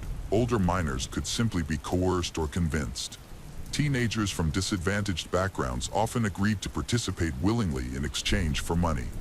The most shocking and high-profile incident was the murder of Emilia, with her parents being the sole voices to raise alarm and mobilize the country. Initially, Tanya and Manuel were sentenced to 34 years in prison. However, after their crimes were reviewed collectively, the sentences were extended to 40 years under Ecuadorian law. Still, the punishment failed to reflect the full severity of their cruel acts. The prosecutor's office had requested the maximum penalty allowed by law, but activists argued even that was insufficient for the perpetrators to fully comprehend the gravity of their offenses. The court ultimately denied these demands, stating, "The law is the law." Following this, the Cuenca family spearheaded the creation of the Emilia Law, aimed at strengthening Ecuador's criminal legislation by introducing harsher penalties for severe crimes, including life imprisonment, punishments that had not previously existed in the country. However, the proposal stalled during its review process and has not been fully incorporated into Ecuadorian law. To date, no legal changes have been made, and the Supreme Court's maximum sentence remains at 40 years. In many cases, convicted individuals continue to retain the possibility of release. The issue of protecting children, especially girls, in Ecuador remains unresolved, with crimes continuing to occur at an alarming rate. Statistics show an unsettling frequency of incidents, including brutal murders, happening nearly every 2 days. In response, the Cuenca family also initiated the Emilia Protocol, which is currently being refined by the Ministry of the Interior. Several strategies have already been introduced to improve responses to and searches for missing children. Ecuador will be the first country in South America to adopt such a system. According to Emilia's family, this initiative could inspire similar measures across the continent. Under this initiative, whenever a disappearance is reported in the media or on social networks, information about the missing person is promptly shared. This approach resembles the Amber Alert system used in the US and was implemented during the search for Emilia. Unfortunately, the methodology was underdeveloped and failed to save her.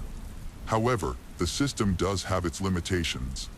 To date, The Amelia Protocol has only been activated a few times, despite a higher number of people going missing.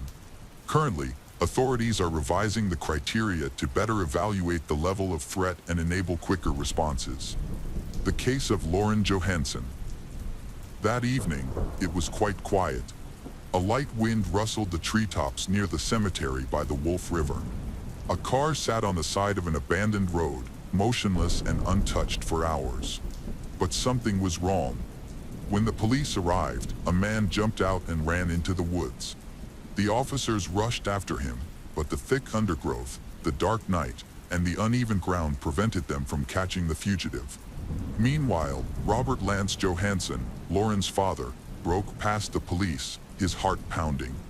His daughter had been missing for days, and now her car was right in front of him. He ran up to the door and took a deep breath. What he saw inside changed everything. Lauren Johansson was born on October 30th, 2001, in Ocean Springs, a quiet and picturesque town. The town attracted tourists with its green alleys, cozy beaches, and beautiful landscapes. But for Lauren, it was not just a place on the map, it was her home. Here, she grew up, surrounded by the love of her family. It was where she learned to be strong. Lauren grew up in a family where caring for others was part of life.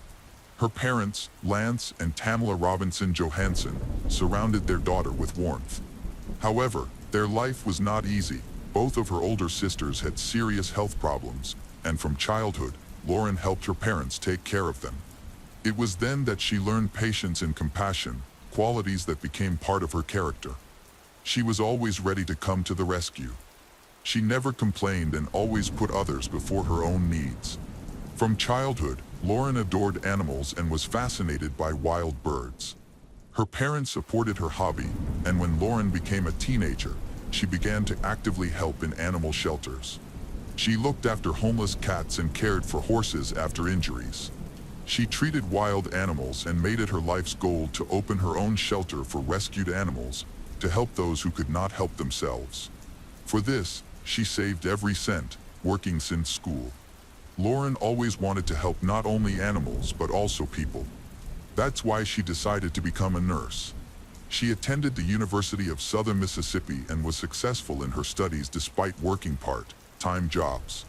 Not only that, she also wanted to combine her studies with volunteer work. She worked day and night because she wanted to change the world for the better. In her senior year of high school, Lauren met Bryson Rivers.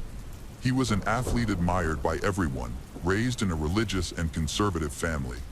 As the eldest son, he carried a great responsibility since childhood, learning about discipline, respect for elders, and leadership qualities. He achieved success in sports, especially in football and athletics.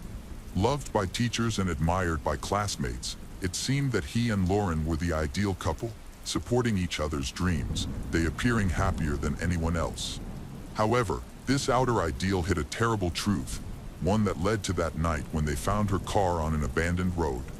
At the beginning of their relationship, Bryson seemed caring and attentive. He showed interest in her life, listened to her daily experiences, and supported her dreams. Lauren appreciated his care. Bryson was proud of her kindness and determination. But over time, his care turned into obsessive control. At first, he just wanted to spend more time with her. Then he began to get jealous, asking more and more questions and urging her to communicate less with others. Soon, this behavior became a requirement. Lauren's friends noticed that she had changed. She began to avoid parties and meetings, stopped discussing Bryson. If someone asked about him, she justified his behavior, even when it became more manipulative. Lauren convinced herself that it was all because of love. Bryson had agitated outbursts of aggression mixed with displays of affection. If she tried to set boundaries, he would create a scene, only to apologize later and convince her it was for the sake of their future. He pressed on her feelings of guilt, saying she was the one provoking his jealousy. She didn't understand that she was in a toxic cycle. He would shout, then apologize, promising that everything would change, only for history to repeat itself. Later, when she told her friends, she tried to justify him, but they saw that she had changed. She became quieter, talked less about her feelings, and justified his actions more and more. He abruptly cut her off during public conversations, and when someone paid attention to her, he would react negatively. One time, when Lauren simply thanked a waiter for good service, Bryson's face changed immediately, and he spent the rest of the evening making sarcastic comments. She felt guilty even though she had done nothing wrong. Lance, her father, felt that something was wrong. He was worried and tried to talk to his daughter, but she brushed him off. Over time, she became more and more withdrawn. She didn't realize that she was no longer in control of her life. By December 2023, Lauren and Bryson were planning a trip, which she thought would be a romantic getaway, but he saw it as an opportunity to tighten his grip. Bryson was on leave from the army, and Lauren was on winter break from college. She wanted a change of scenery, while he wanted to isolate her. At first, everything seemed perfect.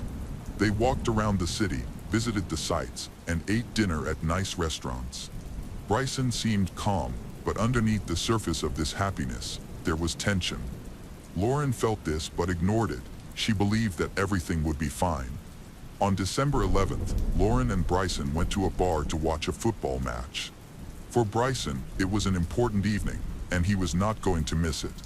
At first, things were going quietly, but as soon as Lauren went to the restroom, the situation suddenly changed. She asked the waiter where the restroom was and left. A minute later, the same waiter accidentally walked down the same corridor, not even suspecting the effect this would have on Bryson. When Lauren returned to the table, she immediately felt that something was wrong. Bryson was tense, his gaze was harsh, and his voice was sharp.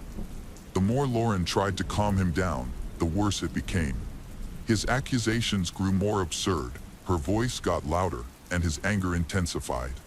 The people in the bar noticed the tension, but no one intervened. They left before anything serious could happen, but the real nightmare was just beginning. As soon as they got into the car, Bryson immediately locked the doors. He turned off the sound on her phone, snatched it, and put it in his pocket. Lauren was trapped. Bryson screamed and raged at her without explaining where he was taking her, but he continued to hit and intimidate her. His threats became more and more terrifying. Lauren was shaking with fear when the car stopped at a deserted park. She understood he wasn't going to let her go just like that. Lauren carried a gun in her bag just in case she tried to get it, but Bryson was faster. He snatched the bag from her hands. Now, she had no chance to save herself. For the next hour, he continued to hit her, speaking with frightening coldness. He smirked and said, "Her face now looks like a bowling ball." This phrase was accidentally recorded on her phone. At some point, Bryson made a mistake. He called his mother and screamed into the phone for help. Hearing Lauren's screams, his mother immediately called the police. Meanwhile, Lauren's father saw her location on the family GPS tracking. The police were already on their way. The officers heard her screams coming from the locked car, broke down the door, and saw Lauren beaten, shaking, with a swollen face, marks all over her body. Bryson was arrested shortly afterwards. Lauren was taken to the hospital. Her injuries were serious, and doctors were shocked by the level of violence she had suffered. Despite everything she had been through, Lauren didn't want to ruin his life. She refused to press charges. Even from jail, Bryson found ways to contact her. Every time, he said the same thing: "Forgive me, I will change, I need you," and part of her wanted to believe him. She changed her testimony to mitigate his guilt, but it was a mistake that changed the course of the whole case. Bryson remained in custody awaiting trial. The evidence against him was overwhelming: audio recordings from Lauren's phone, her initial testimony, and doctors' reports of her injuries. The court set bail at $250,000, which kept him behind bars temporarily. After 6 months, lawyers asked for the amount to be reduced. The judge agreed and reduced the bail to $150,000. Lauren's family was in shock. They knew that if he got out, Lauren would be in danger. But Bryson's mother quickly raised the money, and he was released while awaiting trial. After his release, Bryson was required to wear a GPS bracelet. He was forbidden to approach Lauren, write, or call her. Soon, a more serious situation arose. A few days after his release, Bryson's bracelet battery began to run low. He received several warnings about the need to charge it, but he ignored them. Eventually, the device completely discharged and became useless. The system immediately recorded a failure, and the authorities were alerted. However, they did not take urgent measures. Instead of responding immediately, they wasted hours and then a whole day without taking any action. No one reported it. He was again at large without supervision. Lance, Lauren's father, found out about it only through a voicemail from the police, in which they calmly informed him that Bryson had disappeared. They didn't even tell him exactly when it had happened. Robert was furious. He immediately called the police demanding action, but the police still dragged their feet. Hours passed, then days, and Bryson was on the run. Then Lauren disappeared. On July 2nd, 2024, Lance tried to call her, but the phone was silent. Soon, he received a strange message from her number. The text seemed alien, as if it hadn't been written by her. Lance felt a cold fear. He immediately called his other daughter, Caitlin, who lived with Lauren, and asked her to check if everything was okay. What she saw made her immediately call her father. The door to their apartment was wide open, all the security cameras were turned off, and Lauren's car was gone. Lance immediately reported his daughter missing, but the police hesitated again. A day passed before they finally agreed to track her car. On July 3rd, 2024, the police finally tracked Lauren's GPS. Her car was found in a remote area near the cemetery by the Wolf River. It was an isolated area surrounded by thick forest, far from busy roads. Lance rushed there as soon as he found out. When the officers approached the car, a man suddenly jumped out and rushed into the forest. It was Bryson Rivers. The police chased after him, but he disappeared among the trees. Lance, frantic with fear, rushed to the car. He opened the door, saw Lauren was lying in the back seat, her body wrapped in black plastic bags, her face and head covered.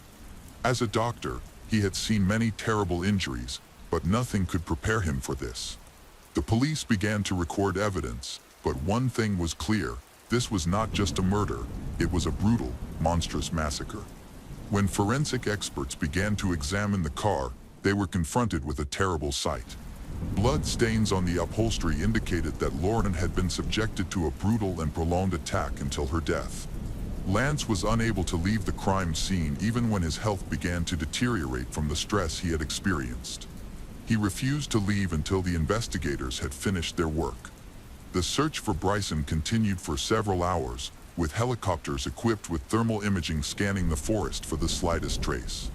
Finally, a thermal signal was recorded, and the police surrounded him from all sides. After 9 hours of searching, Bryson was detained. He did not resist, his face remained calm, as if he did not realize what he had done. During interrogation, Bryson tried to give his version of events. He admitted that he came to Lauren's house that day knowing that she would be alone. He was angry that she no longer answered his calls. He waited for her to come out and then approached her. According to him, he just wanted to talk, but when Lauren refused and tried to leave, he grabbed her, dragged her into the car. She struggled, but he locked the doors and drove away. He took her to a deserted place outside the city, convinced that they needed to talk alone, but the conversation quickly turned into an argument. Lauren demanded that he let her go and threatened to call the police, which made him even angrier. He started yelling, blaming her for all their problems and for their breakup. When she tried to open the door and run out, he pushed her back into the car. He claims he was just trying to calm her down, but he hit her until she stopped moving. When he realized Lauren wasn't breathing, he tried to bring her to her senses, but it was too late. Realizing she was dead, he made a conscious decision. He took a blanket from the trunk, wrapped her body, and put it in the back seat. He then drove her to the cemetery by the Wolf River, where he left the car, planning to return later to get rid of the evidence. However, the police found the car before he could carry out his plan. Lauren's death and Bryson's arrest caused a wave of media outrage. This case was not only about the crime itself, people were shocked by how much the justice system had failed. How did it happen that a man with obvious signs of danger was released? Why did no one stop him earlier? How could the court ignore the evidence? And most importantly, could this murder have been prevented? Lauren's relatives, despite their grief, did not remain silent. They made a statement demanding reforms in the system so that such things would not happen again. They repeatedly demanded accountability for the mistakes that led to their daughter's murder. However, Bryson was not the only one condemned by society. Bryson's mother, who posted bail for him, faced particularly harsh criticism from the public. Despite the outrage, Lauren's family did not blame her directly. For them, it was more important to address the flaws in the system rather than punish a specific individual. Hundreds of people attended Lauren's funeral, friends, relatives, and residents of her hometown. She was not just a victim, she was a person who dreamed of helping others so that her goodness would not go to waste. In her memory, her family created a foundation that would help save animals, as Lauren had dreamed of doing in life. The trial of Bryson began in December 2024. He was charged with kidnapping, first-degree murder, and destruction of evidence. On Thursday, Rivers was taken by police to the county courthouse in downtown Hattiesburg, where he appeared before Judge Bob Helfrich for arraignment. So far, Bryson Rivers has pleaded not guilty to the murder of Lauren Johansson. The trial date has been set for June 25, 2025. As the trial continues, one question remains unanswered. Will he receive the punishment he truly deserves, or will there be another loophole that allows him to evade full responsibility? For Lauren's family, this fight has long transcended a single case. They now aim to ensure that no one else has to endure what they experienced. The case of Nicholas Sweeney. The most terrible cases in the history of forensics are murders that are not motivated by anything at all. Nicholas Sweeney was born 6 weeks premature in a hospital in the large city of Cork, Ireland, in October 1981. After her birth, both the baby and her mother were forced to spend 2 weeks in intensive care, but the doctors managed to save her life and avoid developmental problems associated with prematurity. Despite the accompanying challenges, the birth of a girl became a great joy for her parents.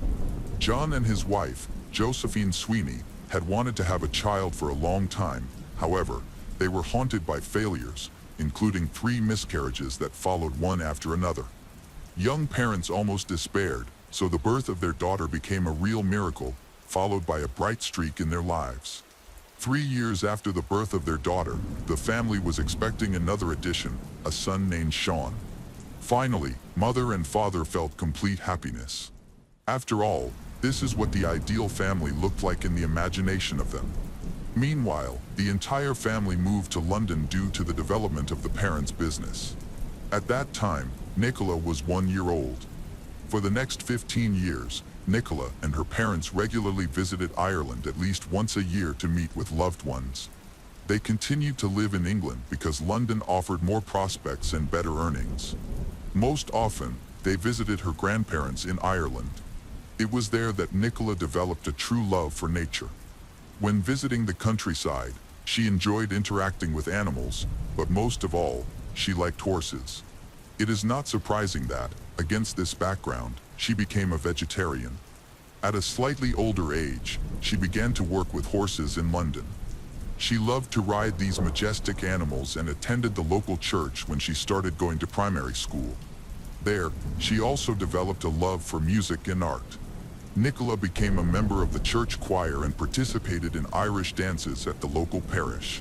Nicola was generally very proud of her roots and adored her native country of Ireland. Against this background, she constantly asked her parents to move back with her.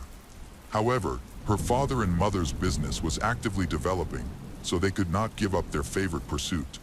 Instead of moving back, they put the house in Ireland up for sale. It was a great family home, an almost century-old building located on a hillside overlooking the ocean, surrounded by greenery in a very picturesque area. At first, Nicola was upset, fearing that she would never see this place again.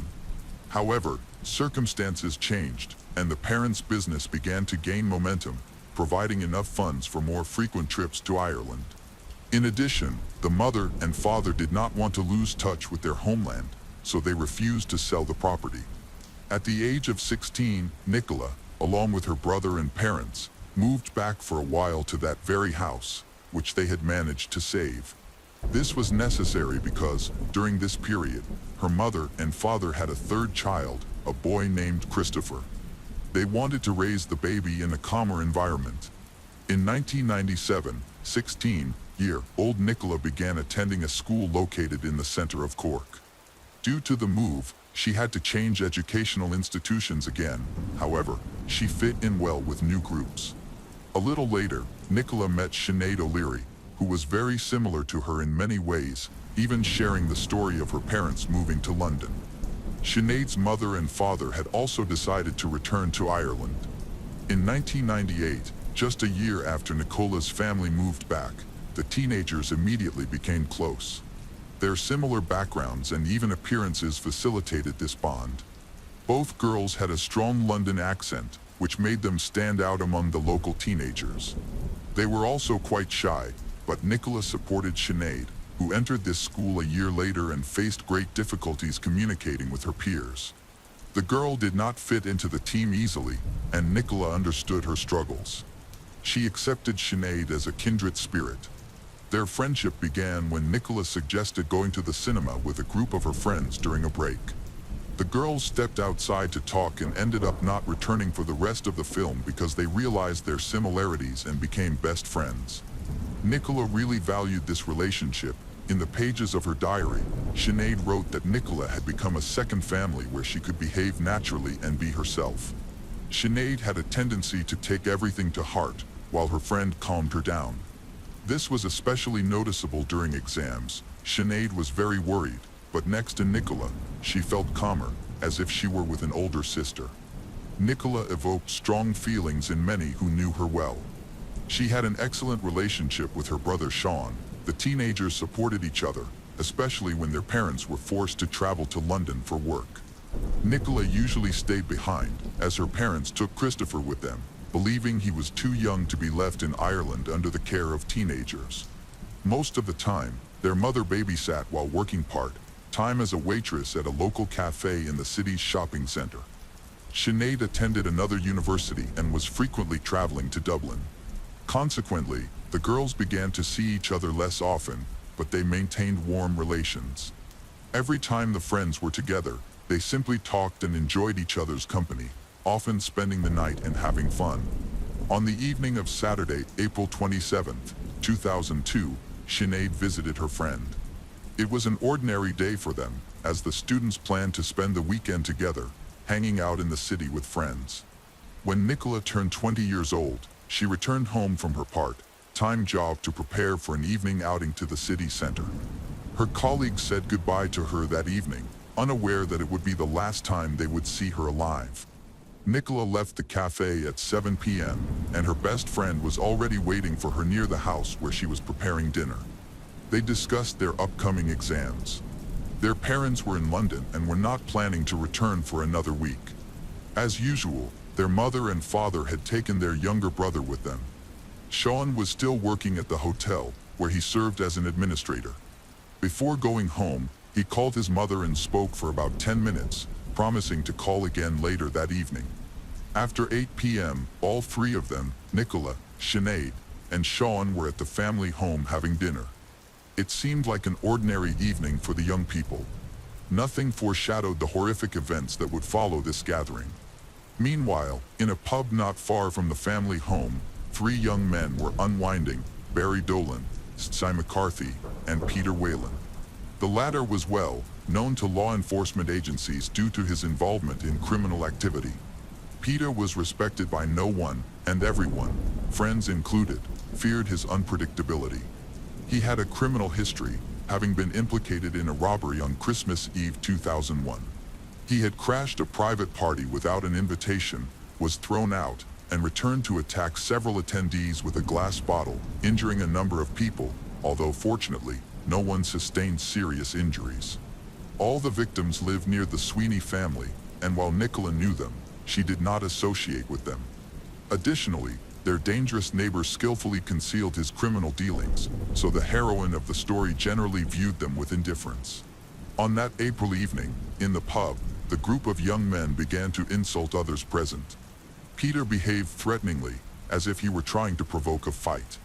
The bartender refused to serve him, hoping the group would leave the establishment. Peter pretended to agree, but it was a ruse. As soon as the bartender turned away, he jumped over the counter and grabbed a heavy ceramic ashtray. He intended to smash it on the bartender's head, but one of the patrons shouted in time. The man managed to dodge a direct blow, and the ashtray barely missed, causing only minor injuries to him. Following this, the police were called. Law enforcement officers checked the group of young people, who were all sober and showed no signs of injury. Peter and his companions were asked to leave. Frustrated, all three headed to Barry's house. However, his mother refused to let Peter and Sty stay overnight. Consequently, Peter decided to walk his girlfriend home. As they walked, she noticed how angry he was. He could barely contain his rage and walked a few steps ahead, fists clenched. Peter escorted his girlfriend home, but he still struggled to manage his anger. He felt humiliated for being thrown out of the bar and was unable to take revenge on the bartender. Additionally, the mother of his friend had refused to let him into the house, which insulted him further. In the end, filled with frustration, Peter headed home. However, he did not plan to stay there for long. Quietly, he took 2 kitchen knives. His mother was worried about why he was late. Peter insisted that he had been attacked at the bar, so he spent a lot of time talking to the police. After that, he silently left the house without telling anyone where he was going. He headed towards Sweeney's house, which was surrounded by a high fence, behind which was a garden. This did not stop Peter. He easily climbed over the fence and found himself in the courtyard. He walked along the driveway and tried to open the front door of the house. However, it was locked. Inside, 2 girls were having dinner. Nicola and Sinead and her friend were planning to go downtown after dinner. They were watching a movie but then decided to start getting ready to meet friends. At the moment when Peter entered the house through the window, all 3 were distractedly discussing their plans for the evening, completely oblivious to the impending danger. Meanwhile, Sean had decided to attend the 40th birthday party of his best friend's mother, which was taking place on the other side of town. He asked a friend for a ride to the event, but he arrived too early. Sean offered his sister and her girlfriend a ride to the center, but they weren't ready yet and refused. Instead, Nicola had already arranged for transport and didn't want to let him down. At 10:30 p.m., before leaving, Sean called his mother again, but she couldn't answer because she was trying to put the capricious Christopher to bed. Because of this, the woman missed the opportunity to hear her daughter's voice for the last time in her life. Sean left, leaving the 2 girls in the house. Sinead and Nicola were sitting on the bed in the bedroom, doing the final touches to their makeup. Nicola was facing the corridor while her friend sat closer to the door, but with her back to her. Unexpectedly, Nicola saw a dark figure appear on the stairs. The uninvited guest was silent, and Nicola couldn't understand who it was. She called out to the dark figure, thinking it was her brother Sean playing an unsuccessful joke, but the shadow didn't answer and began to move slowly toward the open door. When the stranger stepped into the light, Nicola realized it was Peter, her neighbor. He didn't immediately take out the knives but silently attacked Sinead. He delivered the first blow, hitting her several times with his hands and feet. The girl was disoriented and fell to the floor, but the villain continued to beat her before pulling out one of the knives and continuing the assault with a deadly weapon. At this point, she was paralyzed with horror and simply begged Peter to stop. Additionally, he acted quickly, and Nicola barely had time to gather her thoughts to help her friend. But the criminal wasn't done.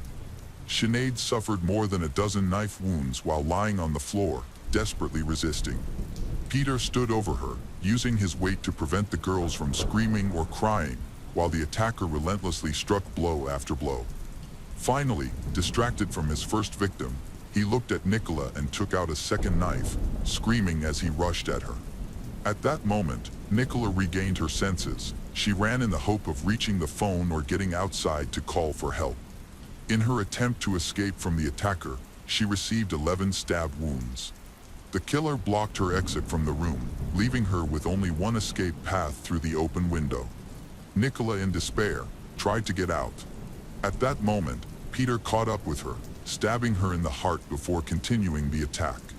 Surprisingly, Sinead was still alive despite the severe injuries.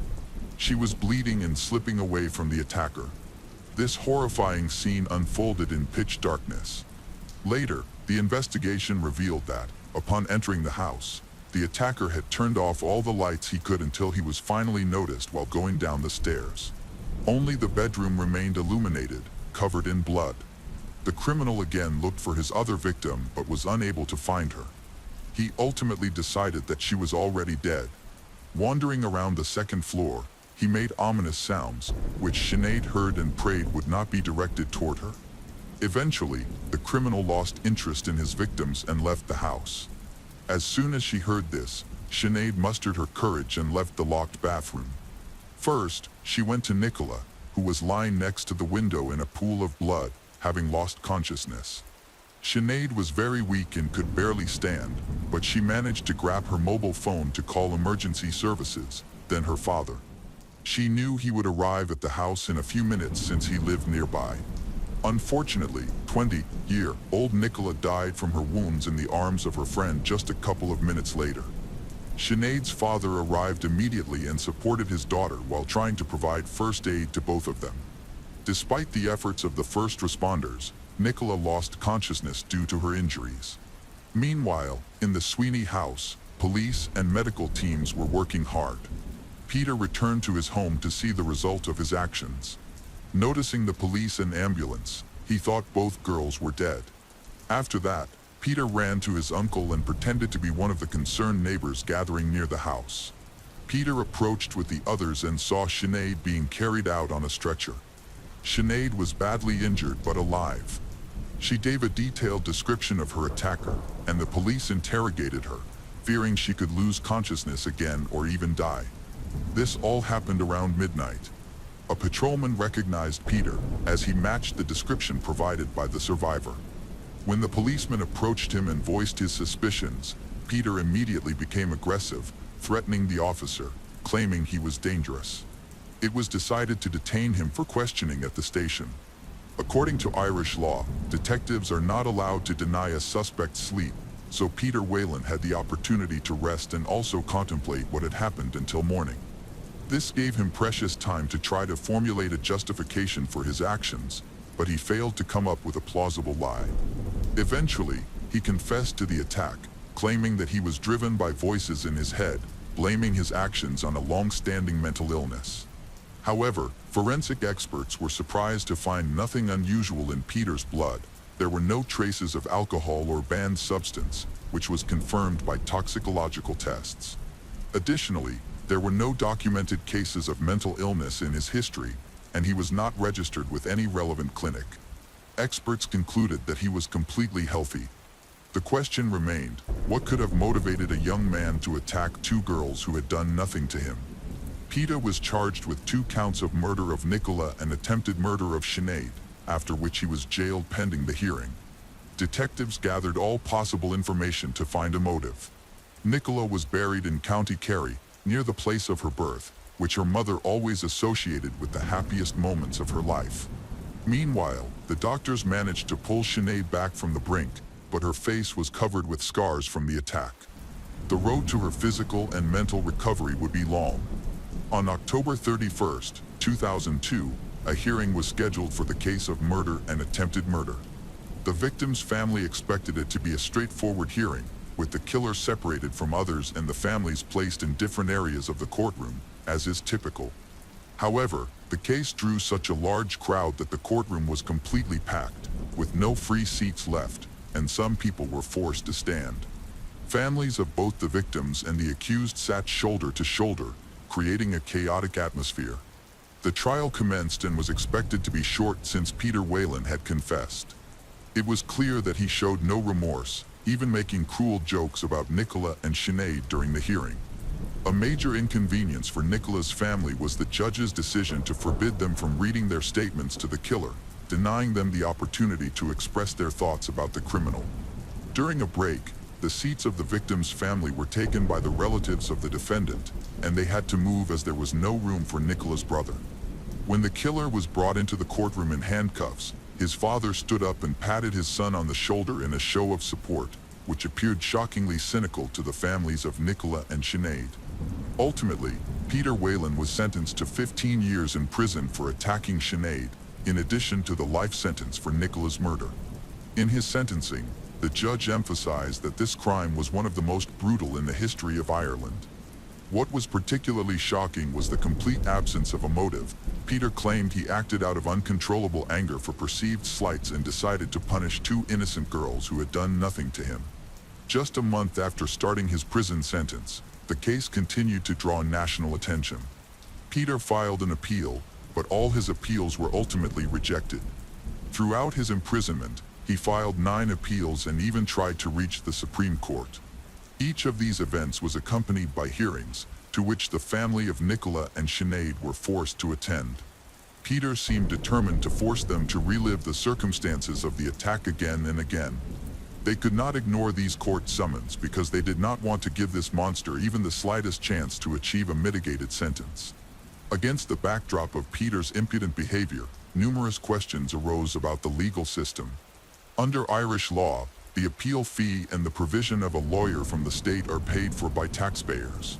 Hundreds of thousands of euros were spent on this. In fact, the victims of the attacker were paying for him to get a chance at freedom to continue his crimes. Naturally, many people thought this was unfair, especially the families of Nicola and Sinead, who felt the imperfections of justice. Peter's defenders managed to achieve a change in the order of serving his sentences, meaning that he first had to serve 15 years for the attempted murder before the life sentence would begin.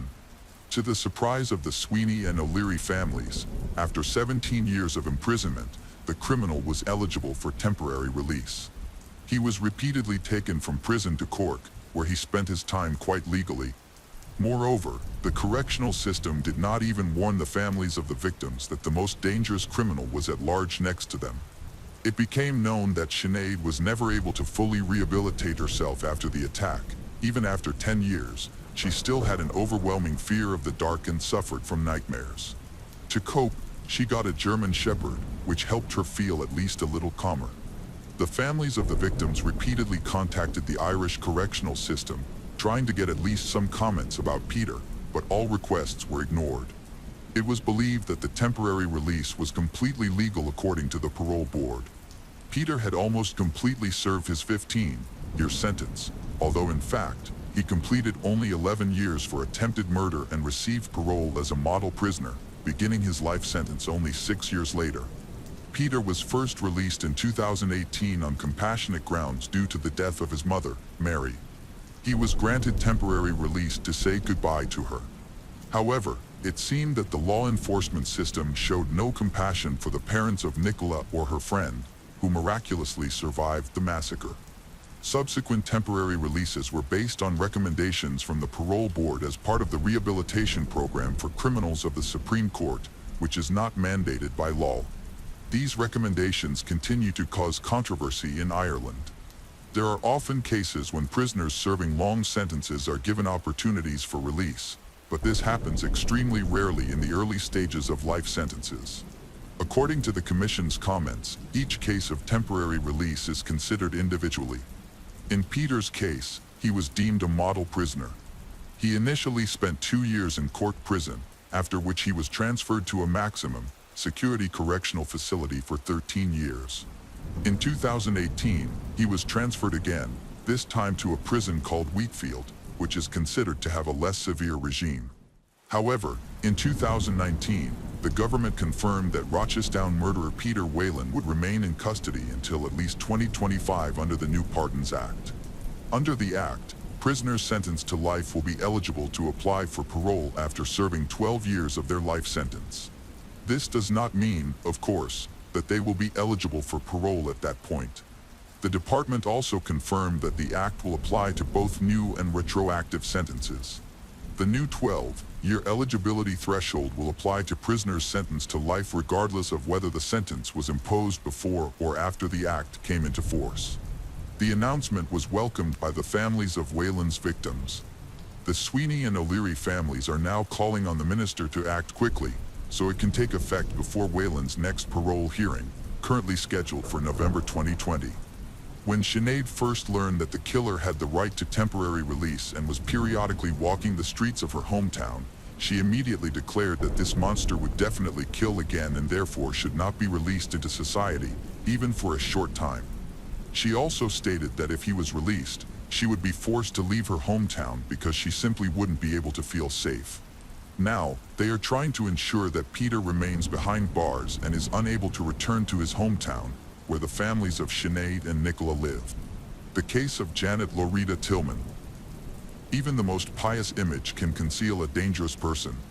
Clever manipulators can deceive entire communities, gather loyal followers, and carry out sinister deeds behind their backs. The population of Vincent, Alabama, USA, is about 2,000 people, and here you can still encounter neighbors who are not afraid to leave their doors open or their keys in their cars. Timothy Dane Tillman worked at the local Renaissance Center and was considered the best preacher in town. Many looked up to him as a mentor and source of support. Nevertheless, the man's story turned out to be full of mysteries. Until 2000, Timothy traveled across the states, preaching the gospel. He managed to embark on an extensive pilgrimage from Florida to Minnesota. People responded positively to his words and felt supported by him. The pastor's wife, Janet Tillman, was a very modest woman and a caring mother who embodied the image of a priest's wife.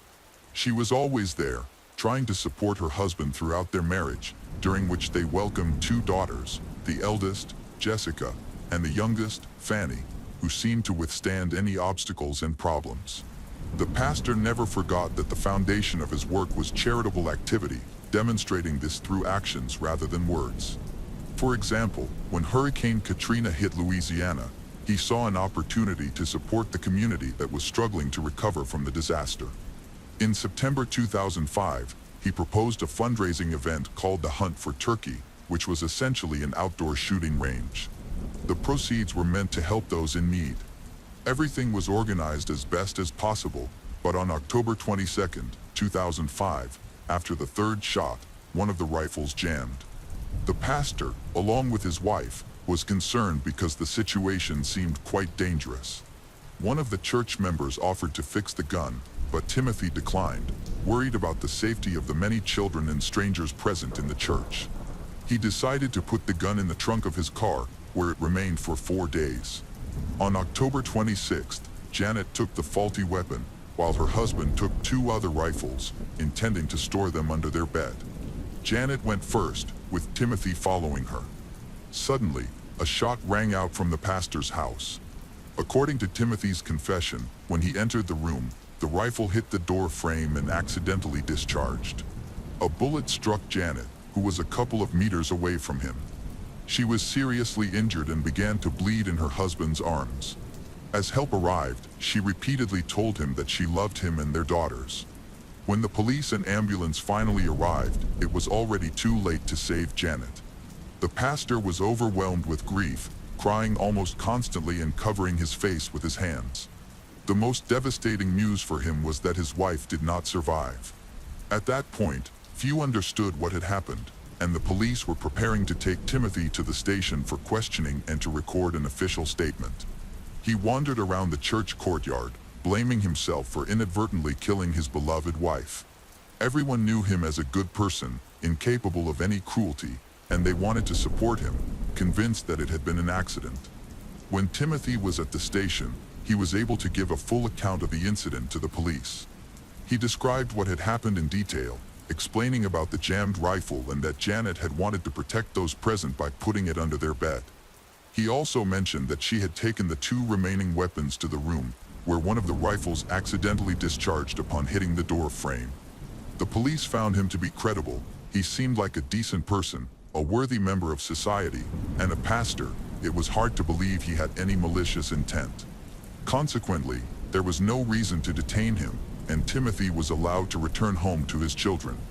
When Janet's sister learned this tragic news, she was shocked and decided to call her brother to share her feelings. The first assumption he voiced was that this was not an accident.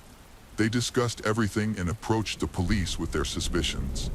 After collecting all necessary data, the investigators decided to look into Timothy. To their surprise, it turned out that the church minister held 2 driver's licenses, One was issued in his name, and the other was in the name of Timothy Patrick McNally. Interestingly, the second license was issued just 4 months before the tragedy, raising suspicions and indicating that the pastor had something to hide. He reverted to his official name just a few days prior to the incident. During this time, the victim's family had been discussing secrets that had troubled her in the past, which now began to be confirmed in unexpected ways. From the very beginning, Janet's relatives were convinced that her death was not an accident, and they had good reasons for their suspicions. In fact, Timothy's relationship with Janet's family had always been strained. They considered him a liar and a manipulator, believing that he had deliberately turned Janet against them to the point where their connection was nearly severed. Despite these difficult relations, they felt obliged to say a proper goodbye to Janet and sought justice. Tension arose the moment the relatives of the deceased appeared on the threshold of the house where Janet had died. They didn't even shake hands with Timothy, as everyone thought he was the culprit. Janet noticed that the pastor was avoiding eye contact, and Timothy did not offer any words of greeting or apology but immediately began to express how much he loved Janet, insisted that he would never harm her, as if he were justifying himself. After several days of intermittent communication and observing all the oddities, Janet's relatives were convinced that she was a victim of deliberate murder. They even sent an email to the district attorney asking them to investigate, insisting that this crime was not an accident and believing that Timothy Tillman was the killer. After not receiving the expected response, Janet's sister, Joan, contacted the Alabama Bureau of Investigation. Subsequently, an FBI agent was sent to meet with the sheriff from the city police department. He was shown a recording of the police talking to Timothy. In this video, the agent did not notice anything suspicious. According to him, Timothy was acting scared and very confused, but this fear could have been caused by the death of his wife. Suspicions began to strengthen when the FBI agent learned about 2 driver's licenses belonging to Timothy from before the accident. From that moment, the agent decided to investigate the pastor's past in the hope of confirming or refuting the fears surrounding him. Curiously, the minister of the church had a far from holy past. From the outset, it became evident that he had a weakness for women, resulting in periodic infidelities. He liked to visit strip clubs, which was known to his wife, who initially felt outraged but eventually resigned herself to his behavior, choosing not to divorce for the sake of their children. Timothy married Janet in December 1983. Their first daughter was born in 1986, and their second in 1991. The Tillman family lived in Jacksonville, Florida, where Timothy worked as a pastor. It was discovered that in 1986, Timothy was seen leaving a strip club, behavior that parishioners deemed unworthy for a preacher. Following their complaint, he was fired from the church.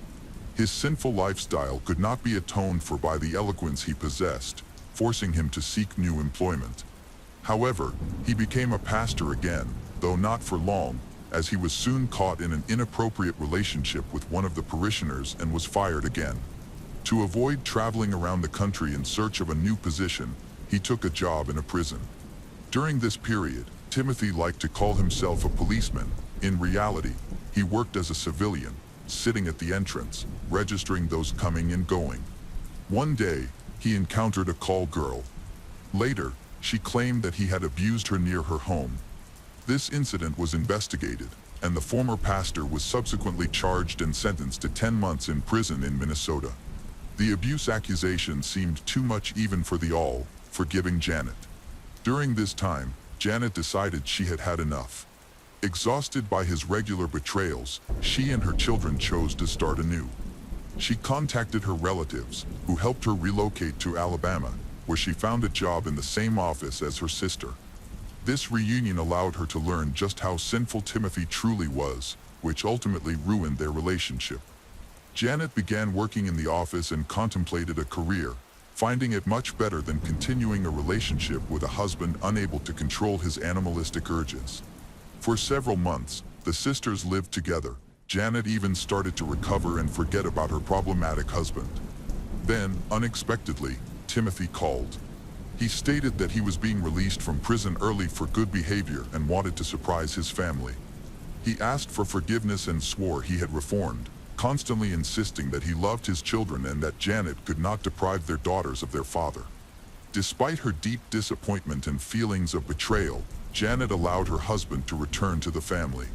Close friends warned Janet that this was a bad idea, but she did not heed their cautions and began to distance herself from her family once again. The Tillman family reunited, and in 2000, Timothy vowed to leave his past behind. They began to attend the Assembly of God, where he befriended the pastor and gradually began to speak in the church. Over time, this eloquent speaker opened doors to other religious organizations. Thus, Timothy first appeared at a revival event in Vincent, Alabama, where his wife hoped everything would be different, wanting to avoid another move. In January 2003, when they visited the center, there was no pastor present. It seemed like an incredibly fortunate coincidence. Timothy volunteered to conduct the service and performed so well that they decided to hire him without conducting any additional checks or interviews. He was seen as a very talented and eloquent preacher. Gradually, the unholy father managed to become the senior pastor of the church while concealing his legal issues. He behaved with restraint around women and did not visit questionable establishments. Indeed, before hiring someone for such a position, they meticulously checked for any convictions related to abuse, and his previous dismissals from several churches could have posed a significant problem. Nevertheless, Timothy succeeded in hiding these incidents, typically using standard excuses like losing or forgetting his documents. It was astounding, but it seemed to have worked. A skilled manipulator could have talked excessively. In Timothy's biography, there was still nothing to cling to. Concrete evidence was needed to start building a case for premeditated murder. Eventually, the police became interested in the case and actively got involved in the investigation. Timothy was not informed about all this. He continued to lead an ordinary life, believing that he had fooled everyone once again, while the investigation's suspicions grew. Meanwhile, he took advantage of the support of the local community in every possible way. The locals rallied around him and his children. They supported their beloved pastor and even provided him with financial assistance. A few weeks passed. Suddenly, Timothy announced that he needed to leave his daughters with family friends for a while and attend a pastor's conference in Washington state. The event was expected to take a significant amount of time. It seemed strange that a man would decide to undertake such a long trip during this difficult period. The pastor's phone calls needed to be checked. During the trip, one number contacted Timothy more frequently than others. The contact was investigated and turned out to belong to a woman named Molly Bizzari. Considering that the pastor was traveling on a business visit, it seemed odd that he maintained constant communication with a woman, including evening conversations clearly outside of working hours since the death of his wife. It had been several months since he returned from his visit to Washington and attempted to start anew with his children. Unexpectedly, Jessica called her grandmother and reported that she had a fight with her father after discovering suspicious messages on his social media accounts. Judging by these messages, her father seemed to have been involved with Molly during his trip to Washington. The daughter was shocked to learn that he had forgotten her mother so quickly and found a new romantic interest. As a result, rumors began to spread that the pastor had a mistress for a long time, possibly even during his wife's life. In any case, now the pastor could have a motive for committing murder. Perhaps his relationship with this new woman had become serious, and he decided to marry her. Divorce is always long, difficult, and expensive. If he was indeed grieving for his deceased wife, who had died in an accident, he would not have so quickly pursued a new woman. Thus, the first confirmation of suspicions was found. Now it was necessary to determine when his acquaintance with Molly had begun. The police began to examine Timothy's emails and discovered that they had first contacted several years ago. It was an anonymous communication that he could maintain unnoticed. Interestingly, he had been trying to win Molly's favor for a long time. During this period, Janet worked a lot and did not suspect her husband, or perhaps she simply did not want to confront any potential infidelities. Meanwhile, the communication continued, and Timothy became more immersed in their long-distance relationship, clearly wanting to advance it to a new level. Gradually, he learned that Molly's father was a military man. At this point, he decided to create a fake identity and reveal it to his interlocutor. He posed as a naval officer. As it turned out, he even visited a military goods and paraphernalia store where he assembled a Navy lieutenant's uniform to impress his mistress. Now, before the detectives stood a man leading a double life, one with a wife he had buried and another with a woman on the side. The investigators were convinced that all of this was more than mere coincidence. The trip to Washington raised many questions. It was apparent that Tim had used a driver's license under a different name, which confused not only his mistress. The preparation seemed too serious. Until now, it was unclear why he would kill his wife if it was possible to simply get a divorce. Soon, the detectives had an answer. Perhaps a divorce could undermine his reputation in his new community, and he feared revealing the darker aspects of his personality. Additionally, it later came to light that he received a payout from Janet's life insurance after her death, which could also have served as an additional motive for murder. The detectives decided to meet and speak with other church employees. In addition, the police informed the public about the man's history of violations, including charges related to abuse.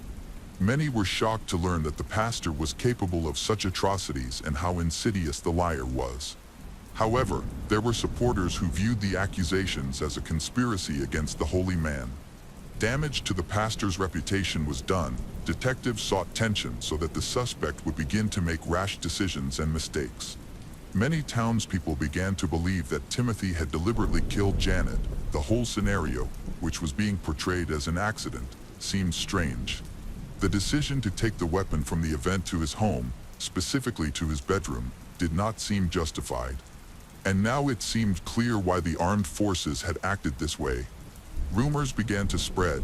Church members stopped feeling the same reverence after the preacher's speeches as they had before. On the contrary, uncertainty grew, and suspicions about him increased. Timothy stopped being trusted, and some openly expressed dissatisfaction with his behavior. Apparently, the tension led the pastor to turn to the church leadership after some time and express his desire to leave his post for another location. Despite everything, there were supporters within the community who provided him with financial aid and assistance with his move. The pastor claimed that he intended to take his daughters and return to Florida to be closer to his family. For the detectives, this looked like a disaster. The police officers from the armed forces did not yet have the necessary evidence to press charges and arrest the suspect. They were forced to simply watch as Timothy left Alabama. At some point, the detectives began to fear that he would escape justice, but investigators did not abandon the case and continued working to achieve justice for Janet. The situation changed rapidly after Timothy's departure. His sister called the police and reported a curious phone conversation that had taken place just minutes earlier. While she was at work, the phone rang with someone inquiring about Janet, identifying themselves as a representative of a credit institution. They stated that Janet had taken out a large sum of money on January 6, 2006, which was very curious since Janet had already died by that time. It was about $5,000, indicating that Timothy had used his wife's name and reputation to commit financial fraud. There were suspicions he could be involved in more such episodes. However, the most valuable implication was that it provided an opportunity to arrest him for fraud. This, of course, gave detectives a good opportunity to question Timothy about his wife's death. The suspect was not naive, so it was necessary to act carefully. The investigators knew the suspect well. They carefully analyzed his personality and behavioral characteristics. Therefore, they aimed to provoke a loss of self-control, which would allow them to secure a confession at the right moment. Although the chances were slim, this might have been their only chance. The detectives traveled to Florida for what would be one of the most challenging interrogations of their careers. It began as an ordinary conversation, and under pressure from the evidence, Timothy confessed to the fraud. He claimed he had financial difficulties after the death of his wife and the loss of his job, stating that he needed money for his move. Naturally, this was not the only thing the detectives wanted to discuss, so they smoothly changed the topic to the accidental shot that had occurred in his marital bedroom. Unexpectedly, his story began to shift. Initially, Timothy had stated that he accidentally discharged the weapon against the door frame. However, now he claimed that the rifle had slipped from his hands. He then added that he had accidentally tripped over the threshold when entering the room. All these inconsistencies provided the detectives with opportunities to exploit this change in narrative, particularly concerning the switch of the surname from Tillman to McNally shortly before his wife's death. Timothy had an excuse. He claimed that his brother was involved with Janet and that he did not want to be part of the Tillman family. Eventually, he decided it was foolish and changed his surname back. Of course, this strange story was not believed, and the obvious lies only strengthened suspicion against him. However, a confession or some material evidence was necessary. The officers spoke with Molly. She willingly agreed to cooperate with the investigation, stating that the trip to Washington was made for an engagement proposal, supposedly in August 2005, before his wife's death. According to her, Timothy had initially introduced himself as a divorced pastor, and that's how their relationship began. All this time, she believed he was free, but it turned out they were only separated by distance. He had surrounded Molly with lies about his military service, even claiming he was conducting secret missions on behalf of the U.S. government. He then recounted a tragic story about his ex-wife's death, presenting a different version of the accidental shooting. Previously, he had not mentioned anything like that. According to him, Janet had supposedly moved the rifles when the shot accidentally went off. In subsequent letters, Timothy referred to Molly as a kindred spirit and expressed his eagerness for their reunion, stating that she would become a mother figure for his daughters. In support of her words, Molly provided access to the correspondence she had with Timothy. Her entire story was confirmed that the main suspect had become engaged to a woman he had found while his wife was still alive. This only confirmed the suspicions against him. Timothy Tillman was again interrogated and immediately began to lose his composure. He shouted that he had not killed his wife, even though 6 months had passed since her death. But even then, the authorities still did not have enough evidence. The case was just being built, so Timothy was arrested for financial fraud. The man was extradited back to Alabama. Janet's family expected justice, but unexpectedly, Timothy was released from jail. It was too early to panic. This was a deliberate move. Timothy remained under suspicion, and the detectives wanted the killer to believe his story was being accepted. The list of charges against him was limited to forgery of documents, and for the next 5 months, Timothy lived in Florida with his daughters, hoping that all the bad was behind him. Finally, a case against the pastor was built, and they decided to charge him with the murder of Janet. He was arrested without warning. According to detectives, at that moment, his knees almost buckled from surprise. The big problem was the presence of only circumstantial evidence. Therefore, there was a high probability that the criminal would escape punishment altogether. However, the prosecution took this risk and sought a confession, which Timothy refused, opting not to accept a deal with the prosecutor's office. It was also unclear how the shot from the rifle was provoked. The prosecution had only one rule to prove guilt: the constant changes in testimony during interrogations and other lies. On the prosecution's side, there was a witness named Jimmy Abbott, the man who had brought the rifles to the shooting event. He had personally repaired and inspected the weapons before giving them to Timothy, ensuring everything was in good order and unloaded. They had only managed to shoot from one rifle, which jammed. Thus, to conduct an accidental shot with any other weapon, it would have been necessary to deliberately load it. Moreover, the pastor's decision to postpone the event because one gun jammed seemed strange, as it was possible to simply continue shooting with other rifles at the shooting range. Timothy's choice to take the rifles into his bedroom generally baffled everyone. A few days before the tragedy, Timothy wrote a letter to Molly's father, convincing him of his serious intentions. According to Timothy, he would soon solve all his problems, and they would get married. The prosecution believed that under certain circumstances, the defendant would kill again without hesitation. Timothy himself refused to testify in court. Despite using his classic method of presenting himself as a pious man, the jury saw through his lies. For many, his demeanor changed dramatically. The man who had been a spiritual leader for an entire community turned out to be a cold-blooded killer who did not even look at his children as he left the courtroom. Timothy Dane Tillman was found guilty of first-degree murder and sentenced to life imprisonment in October 2009. Following this, there were numerous petitions, and even a retrial took place, but his guilt in the murder was once again confirmed. Timothy was also sentenced to 10 years in prison for forgery of documents and fraud. The killer remains behind bars and will probably never be released. The case of Aaron Barley. Kindness is not just a gift given, but sometimes also a double-edged sword if misplaced. When compassion is betrayed, will what we give become the seeds of a tragedy? Peter Wilkinson, 47, and his wife, Tracy, 50, lived in Stourbridge in the English county of Westminster. They had 2 children, a daughter, Lydia, who studied biology at Bristol University, and a son, Pierce, who was 13. Despite the fact that Lydia was much older and studying at university, away from the family, the brother and sister communicated every day and shared an extremely close relationship. Tracy Wilkinson was a generous and compassionate woman.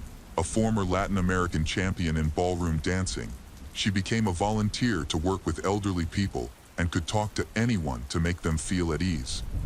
She often helped the homeless and never refused to assist those in need. Tracy was a housewife while her husband had his own business. One day in March 2016, Tracy went to the supermarket to do her weekly shopping. After leaving, she noticed a young man named Aaron Barley who was sleeping on the street in a cardboard box. Seeing how he suffered from his situation, Tracy felt sorry for him and decided to invite him to her home on Greyhound Lane. Aaron had dinner with the Wilkinson family, and Tracy decided to do everything in her power to help him get back on his feet. She took Aaron to the city council office, and with their help, he managed to find new housing in a hostel. From that moment, Tracy always tried to ensure that Aaron had hot and fresh food. Such care and concern were extremely rare for Aaron, as his life had been chaotic from the very beginning. Born in 1993 as a result of incest, his parents were his uncle and niece, with a 19-year age difference. His mother worked in a factory, and his father was an innkeeper. By the age of 10, Aaron became an orphan. His father died of cancer when he was 4, and 2 years later, his mother had a heart attack, leading him to spend his entire childhood in orphanages and various foster families. During this period, he faced violence.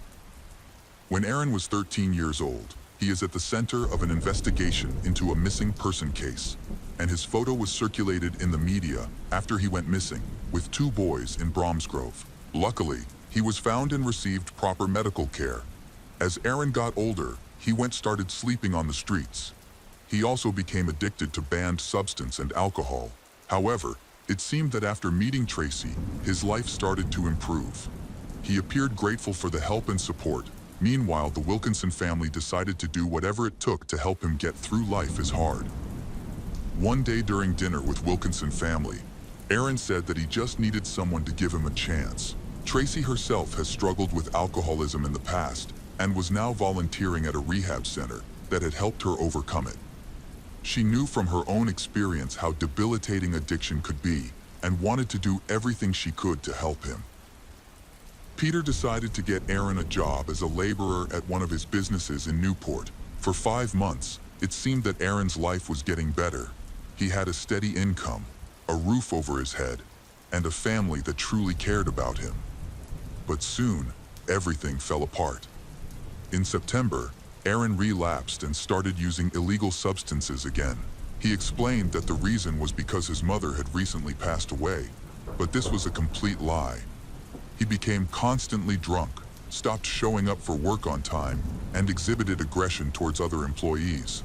Peter decided to fire him. Everything ended peacefully, and the Wilkinson family lost contact with him.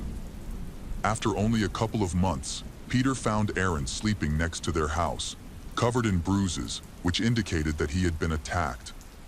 They decided to give Aaron another chance, helped him find a new place to live, and he earned money doing odd jobs for them.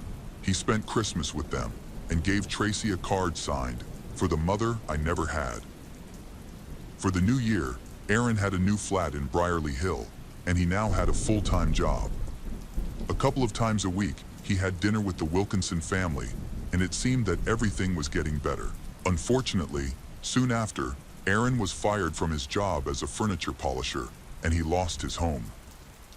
The Wilkinsons allowed him to stay with them again for 2 weeks until he found a job.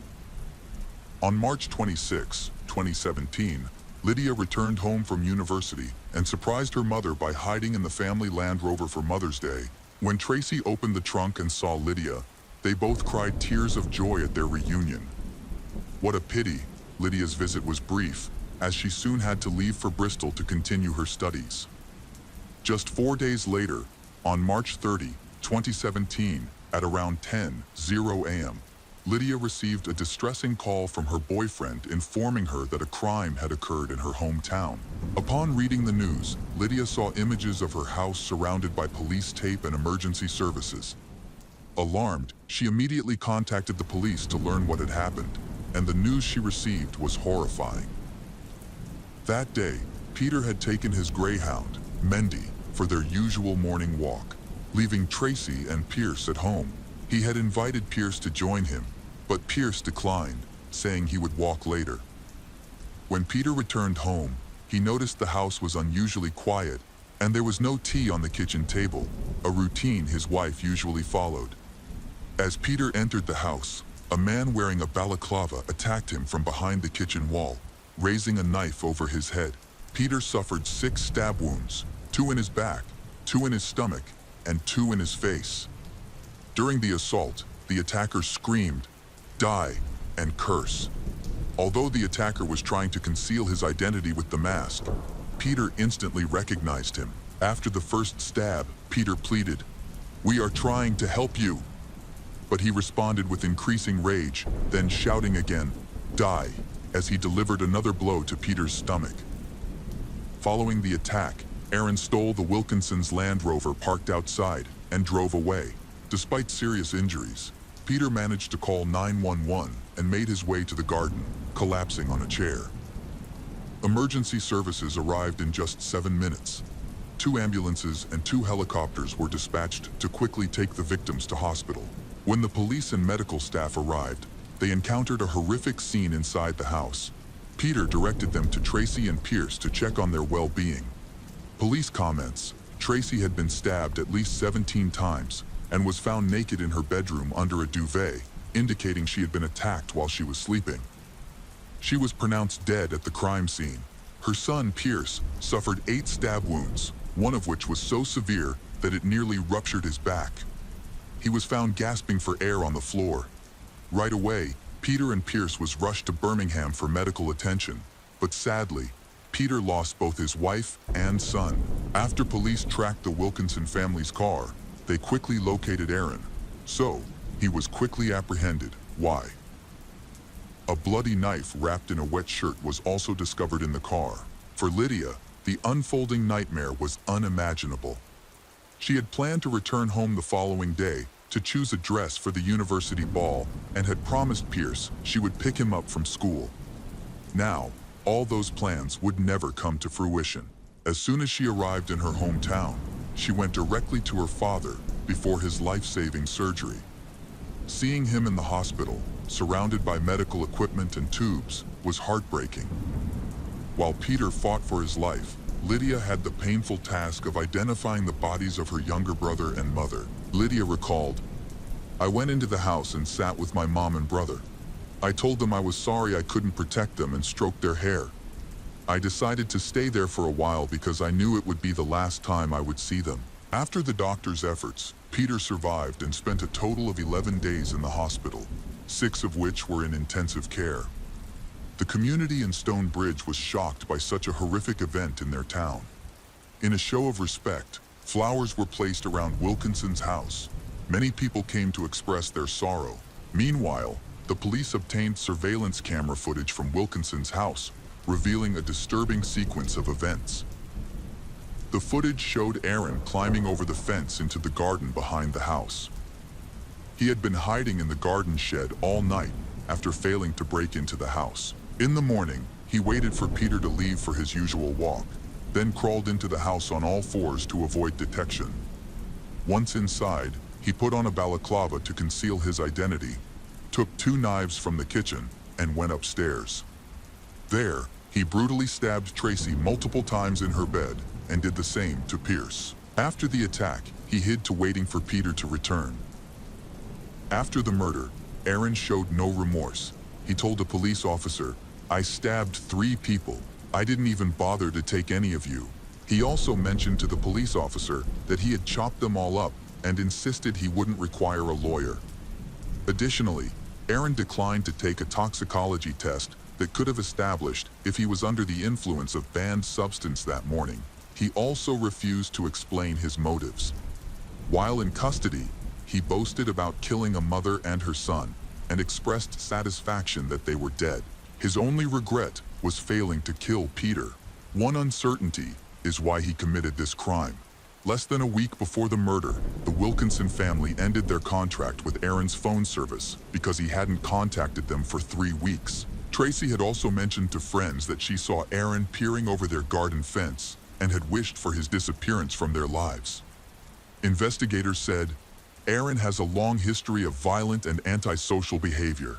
At the age of 11, he was abandoned by his foster family because of his aggressive actions towards other children. As he grew older, his violence escalated, particularly towards residents in the nursing home where he lived, and he claimed to be very disturbed. He frequently got into fights and even stole a staff member's car. At one point, he made a list of people he wanted to kill. Aaron has 21 prior convictions, the first occurring when he was just 12 years old for causing serious injury. His other offenses include assaulting a police officer, using illegal banned substance, and possessing illegal weapons. He once attacked his ex-girlfriend with a piece of wood, hitting her 50 times, and attempted to stab her after she broke the wood in half. For this assault, he was sentenced to 3 years in prison at the age of 18. Volunteers at the rehabilitation center where Aaron was held reported that he expressed a desire to kill someone with a knife. They also noted that he had 2 main goals: to kill a prison officer and to kill a police officer. However, his comments were largely dismissed since they believed he made these statements while under the influence of illegal banned substance. Before, he attended a special school, but his social interactions were limited, as everyone who knew him avoided him.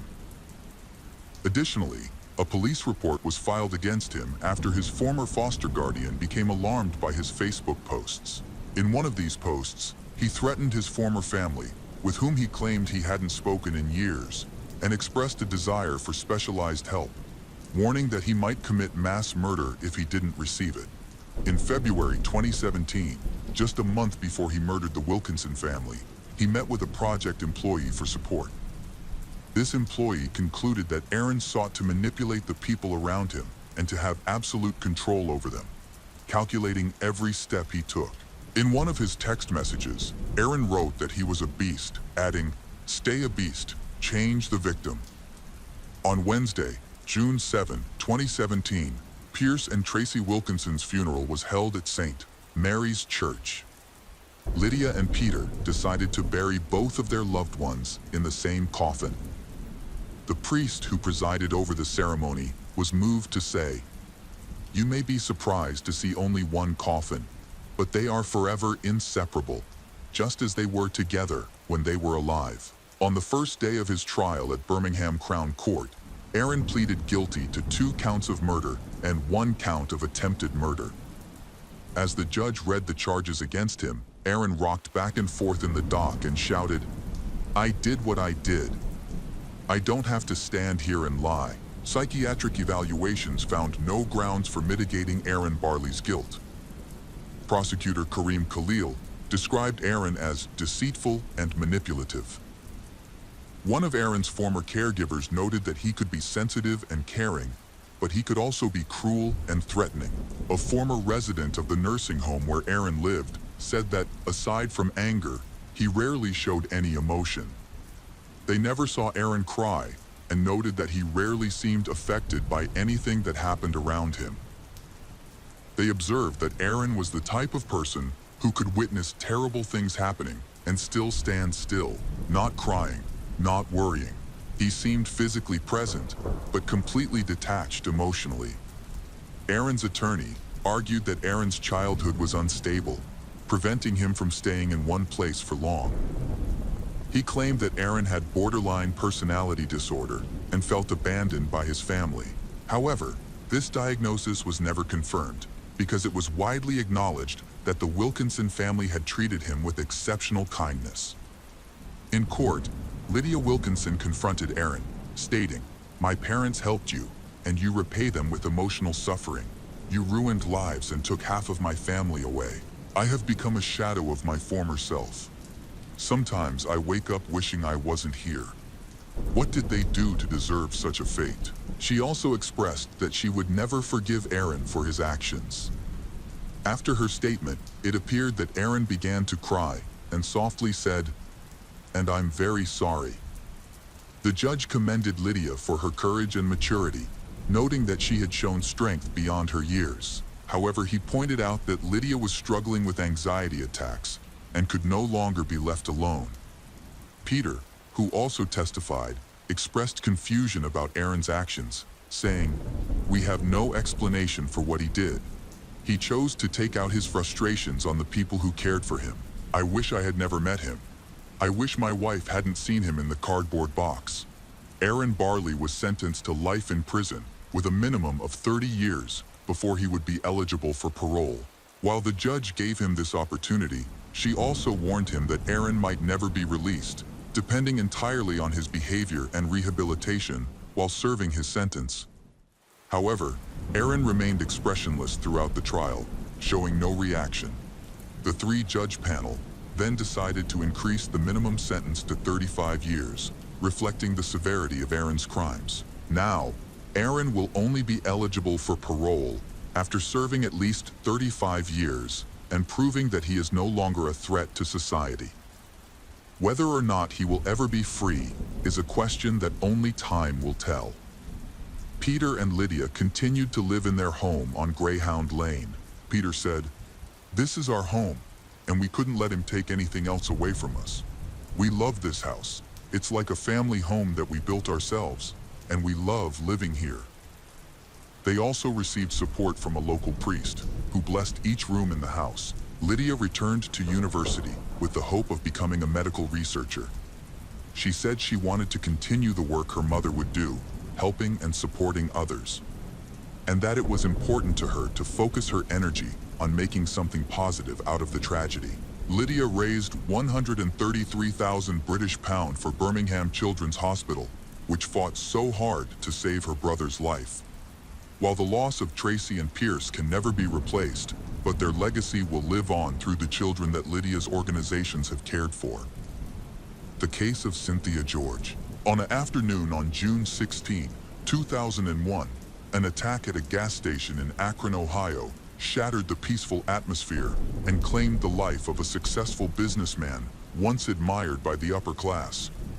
Ed George and Cynthia George were famous residents and were considered the wealthiest in the state of Agaya, USA. Ed was a successful Lebanese businessman who owned a banquet hall and a nightclub. He was one of 8 children in a Lebanese Catholic family. After completing his education at the University of Michigan, he joined the family business founded by his father, Edwin George, in 1948. Although the original building was destroyed by fire, Ed rebuilt it and expanded the venue to include an entertainment center for events. During its peak, the establishment hosted renowned musical acts. Cynthia George, Ed's wife, was a charming and attractive socialite, known for her petite frame, blonde hair, and striking blue eyes. They had 7 children together. Cynthia grew up in North Canton in a low-income family. Her father worked as a miner, and her mother took care of the home and children. Lacking exposure to wealth, Cynthia began working at a young age. Although she couldn't afford higher education, she quickly realized that her looks could provide her with a path to a more comfortable life, leading her to pursue a career as a dancer. At this time, Cynthia, a 20-year-old, attended a nightclub casting call in 1978, managed by Ed, who was 15 years her senior. Although she didn't get the job, she caught Ed's attention, and they began dating. He seemed to be a convinced Catholic and was in no hurry to get married. However, after 6 years together, they got married in a lavish ceremony attended by over 500 guests. This marriage fulfilled Cynthia's dream of a luxurious lifestyle. Cynthia and Ed moved into a spacious mansion with 5 bedrooms and 5 bathrooms. First of all, they wanted children, and over the next few years, Cynthia gave birth to 4 daughters. Ed felt this wasn't enough, so they adopted 2 boys. In 1994, at the age of 40, Cynthia became pregnant again and had another girl. The family comfortably managed their large household with the help of servants and a steady income from an upscale restaurant at the club. Despite his busy work schedule, Ed always made time for his children. He would comb his daughter's hair every morning, assist with their homework in the evenings. Being a person with a healthy lifestyle, he is never absent from any sporting event. Meanwhile, Cynthia relies heavily on nannies to take care of her children and enjoys a leisurely life of partying and shopping. Her husband supported this lifestyle, giving her plenty of freedom. While his substantial wealth, Cynthia often complained about receiving too little money, even though she indulged in whatever she wanted. In fact, Cynthia turned out to be not such a decent woman as she initially seemed. From the first years of marriage, she had lovers that her husband did not suspect. She flirted and met different men right in his club. One of her main lovers was Jeff Zack, a tall and charming man known for his appeal to women. He had Israeli roots. By 1976, he dropped out of school and decided to move to his homeland to study his Jewish origins. He became a citizen of Israel and even served in the army as a paratrooper. Jeff was multilingual and claimed to be a special agent involved in real combat operations. After 3 years, he returned to the United States. At 29, he met a beautiful brunette named Bonnie Cook in an Arizona restaurant. They quickly fell in love, decided to solidify their union by marriage, and then have children. During this time, Bonnie discovered a different side of her husband. She noticed that Jeff seemed to have 2 contrasting personalities. One was calm and gentle, while the other was aggressive and cruel. These personalities appear unpredictably. 2 years after their wedding, they welcomed a son. During this period, Jeff attempted to start a new business. He had many different startup ideas, but none were successful. They managed to make ends meet and moved into a comfortable 2-story house in the small town of Stowe, Agaya. Here, Jeff began a business involving vending machines. Although he became somewhat calmer over time, he still frequently experienced angry outbursts. His violent nature even led to several legal issues. Shortly after moving in one evening, Bonnie and Jeff were dining at Ed's club when Bonnie noticed her husband staring intently at a beautiful stranger. During dinner, Jeff even complimented the blonde multiple times, which greatly upset Bonnie. This attractive woman was Cynthia. That night, Jeff also met Ed, the owner of the club, and realized that building a friendship with him could significantly benefit his business. He spent the rest of the evening socializing with Ed and his wife, leaving Bonnie alone at the table. Jeff and Ed quickly hit it off and began a friendship. Eventually, Bonnie and Cynthia also grew close, regularly visiting each other's families and celebrating holidays together. Ed invested in Jeff's business by purchasing 100 vending machines and connecting him with valuable partnerships. This investment allowed Jeff to place machines in prime locations throughout the city, leading to the success of his business. Despite the rapid development of the business, soon, Bonnie became the main breadwinner of the family. Her career as a real estate agent was thriving. During this time, Jeff retired a little from business respawn and spent more time with their son. The boy helped service vending machines, buy products for them, and carry out scheduled repairs. Jeff also started attending his son's training sessions and sporting events. Despite the fact that the life of both families seemed ideal from the outside, problems continued inside. Cynthia, who was 40 years old at the time, struggled with depression. Her friends encouraged her to participate in a local beauty contest in Agaya in 2000, specifically for married women over 21. Although Cynthia met the age requirement, she would be competing against younger women, many nearly half her age. Despite this challenge, she was determined and motivated. Winning the contest could allow her to represent her state at the national level and potentially advance to international competitions. The prizes included gold jewelry and complimentary beauty salon appointments. Cynthia was motivated by a desire to win and prove that she was the most beautiful in the city and the state. Her main goal was to gain influence. To prepare for the beauty contest, she tightened her diet and increased her training. Ultimately, Cynthia placed third in the competition. Despite her disappointment, she held her head high and smiled when the winner was announced. Competing at 40 years old as a mother of 7 against 20-year-olds was a significant achievement in itself. Even though she didn't win first place, her popularity grew. On June 16, 2001, multiple calls came into the police station near a gas station, reporting an attack on the driver of a Ford SUV vehicle. 2 witnesses heard an explosion and saw a man, injured in the head, still alive, but struggling to breathe. Fortunately, a nearby nurse intervened, with help from another bystander, to pull the victim out of the car and provide first aid. They called emergency services and managed to keep the driver alive until paramedics arrived. The man was rushed to a medical center, where doctors did everything they could to save him. However, he tragically died just minutes after arrival. Law enforcement quickly secured the area and the vehicle. The driver's side window was shattered. The bullet entered through the cheek and exited the other side of the skull, breaking the passenger window. The deformed bullet was later discovered on the street near the car, while the cartridge case was found approximately 100 meters away from the parking lot. Witnesses, including a gas station employee, Carolyn Hyson, saw the victim arrive just before the attack. Shortly after, a motorcyclist pulled up, calmly approached the driver's side window, and attacked with weapons.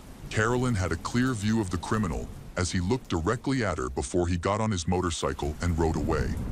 He was a stocky man with dark hair, dressed entirely in black, resembling Ghost Rider, which seemed unusual for a summer day.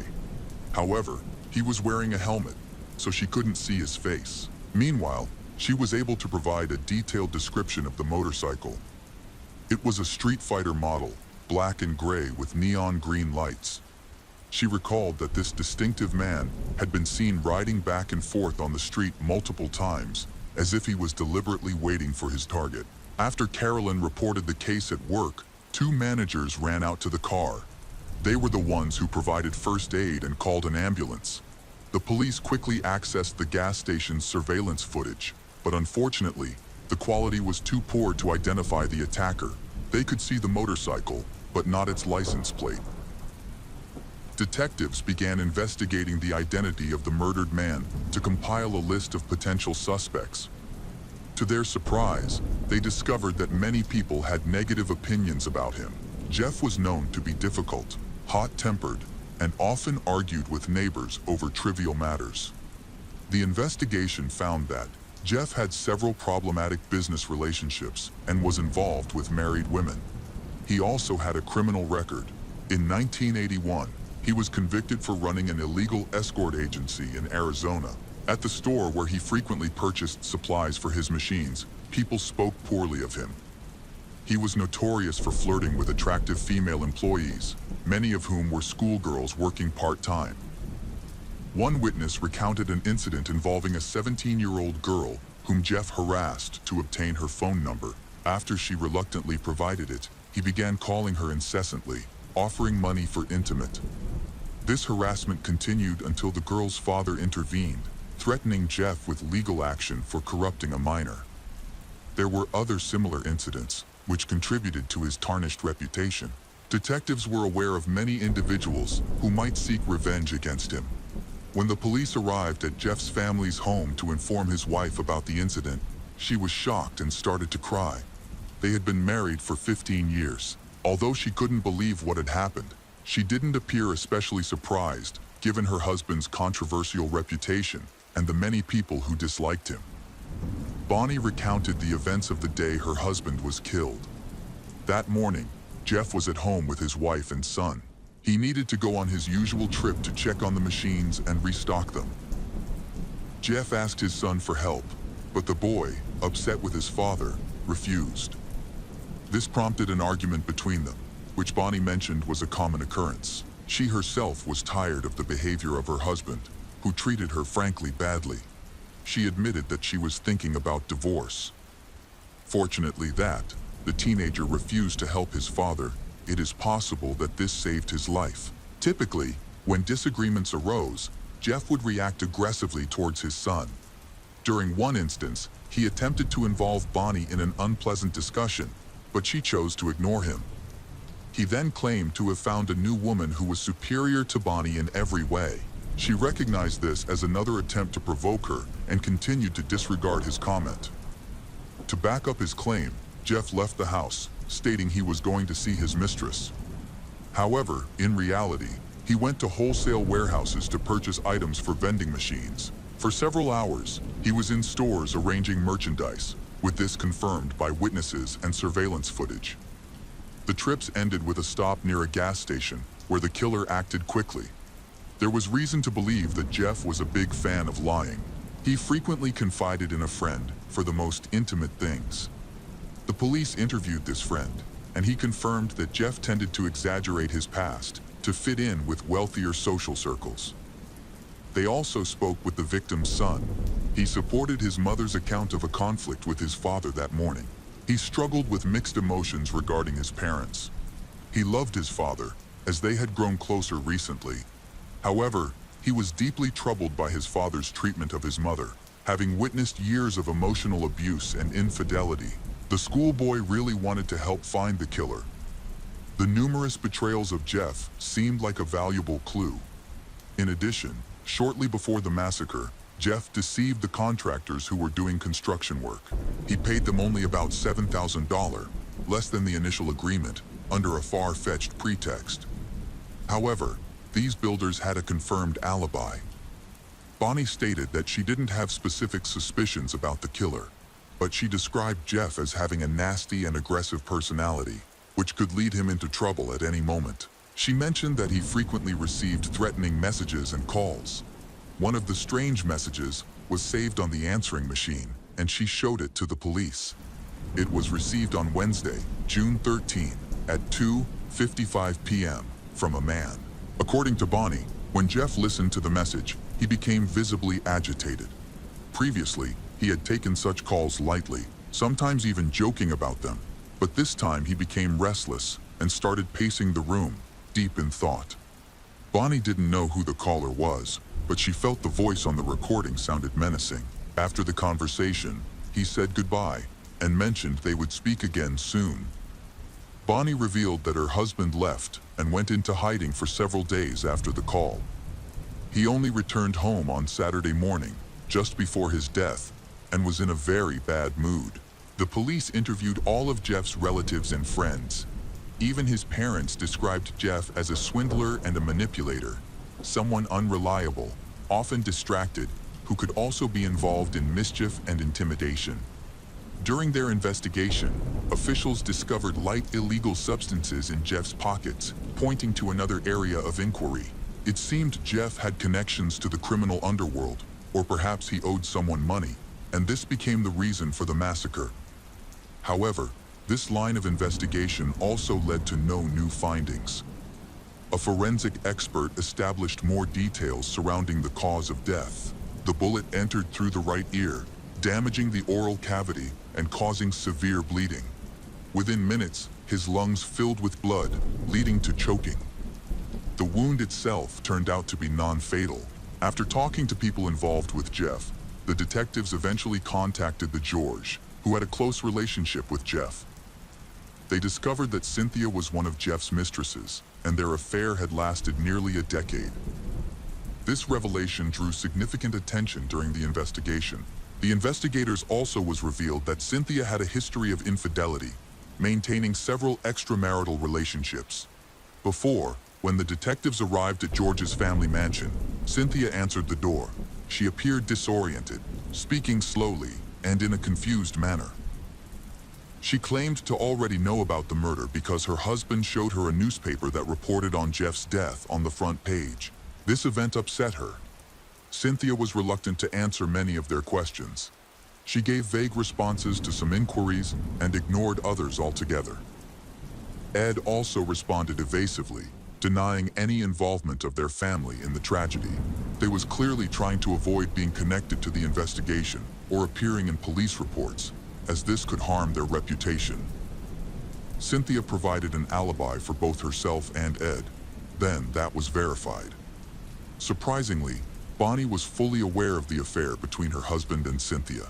Jeff had informed his son about the relationship several years after it began. The reason for this disclosure was unclear. This painted a negative picture of Jeff's character.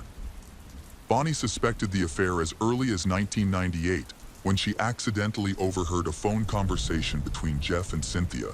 Although she caught him being unfaithful, he managed to reassure her and deflect her concerns.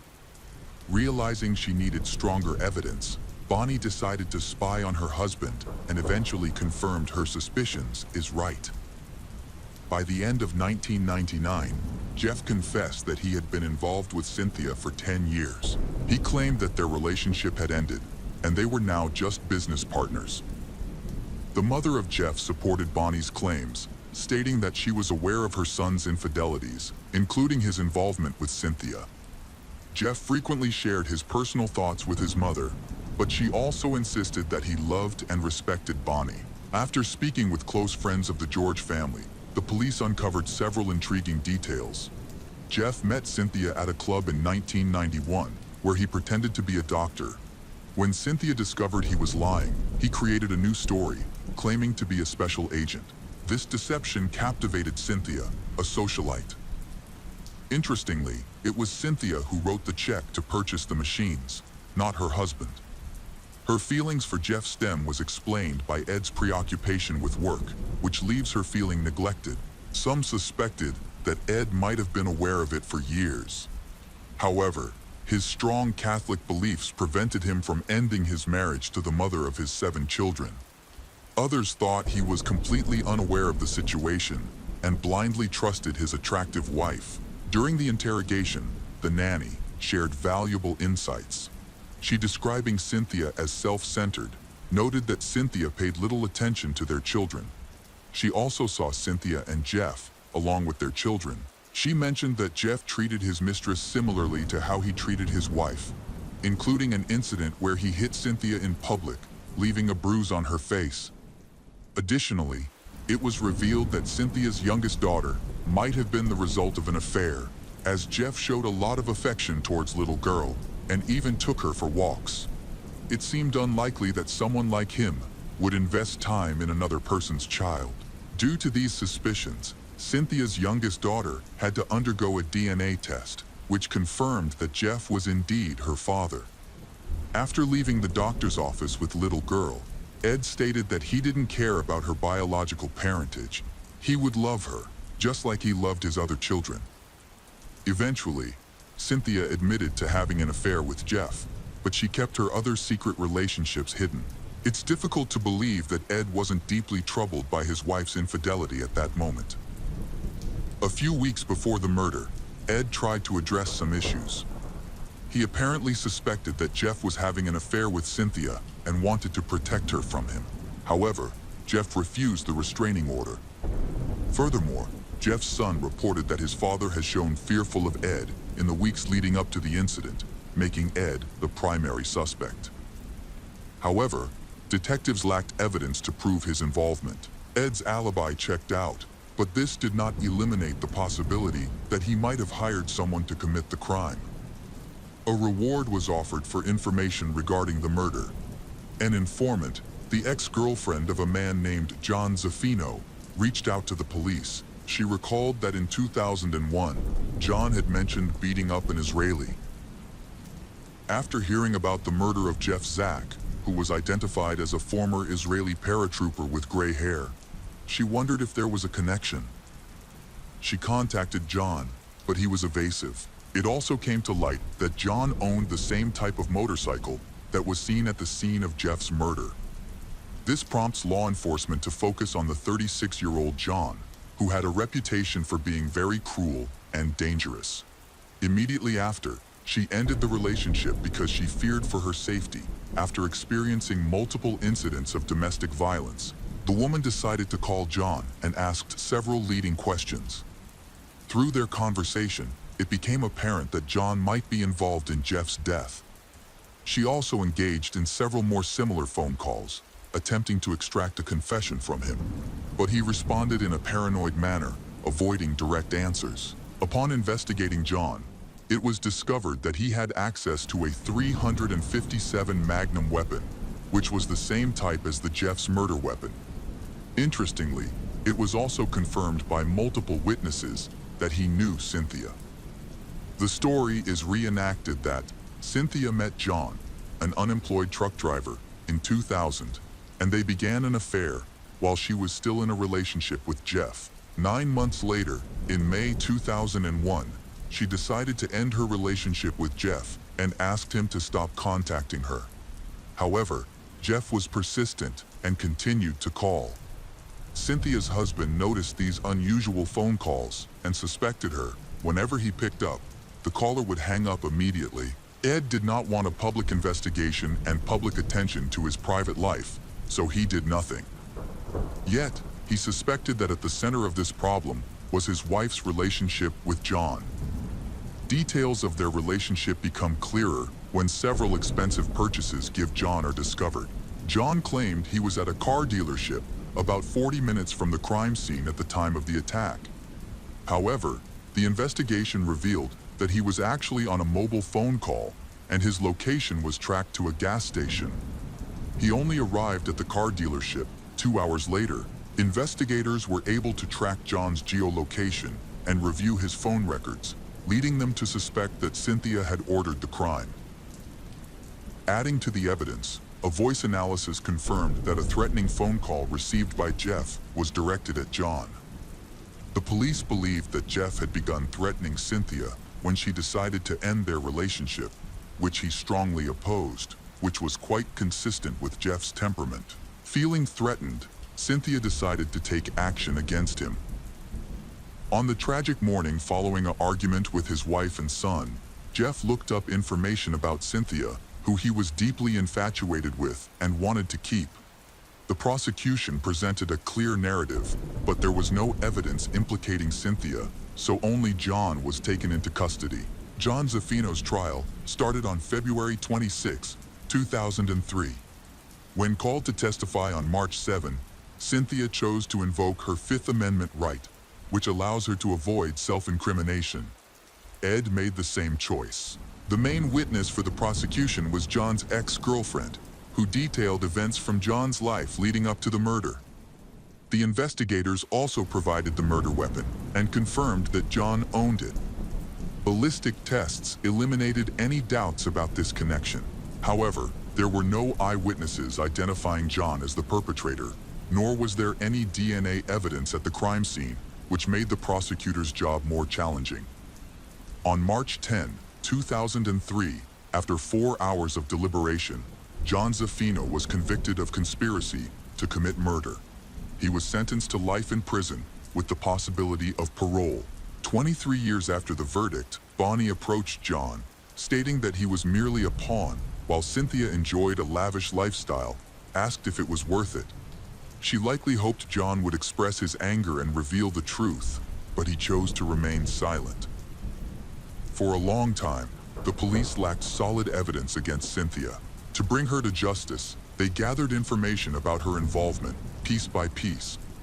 On January 10, 2005, Cynthia was arrested while shopping.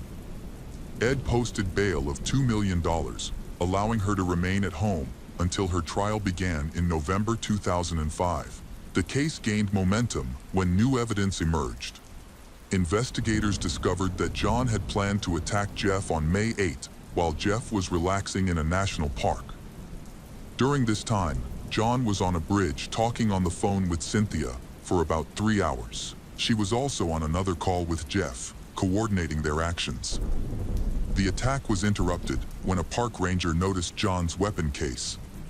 When questioned, John claimed this was a misunderstanding and waiting for his girlfriend. A week later, a mushroom picker found a weapon in the park.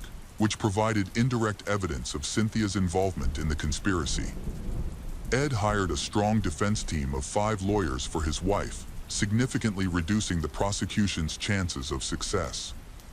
During the trial, many revealing details emerged about Cynthia and her affair with John. The investigators was noted that Cynthia even paid for John's lawyers. One significant piece of evidence included recorded phone conversations between John and his sisters, which featured incriminating remarks in which he pressured Cynthia to uphold her part of their agreement. The defense argued that Cynthia had no reason to want Jeff dead and no motive to be involved in a murder plot. In contrast, the prosecution firmly claimed that Cynthia had a motive for the murder. After their breakup, Jeff tried to keep Cynthia in his life.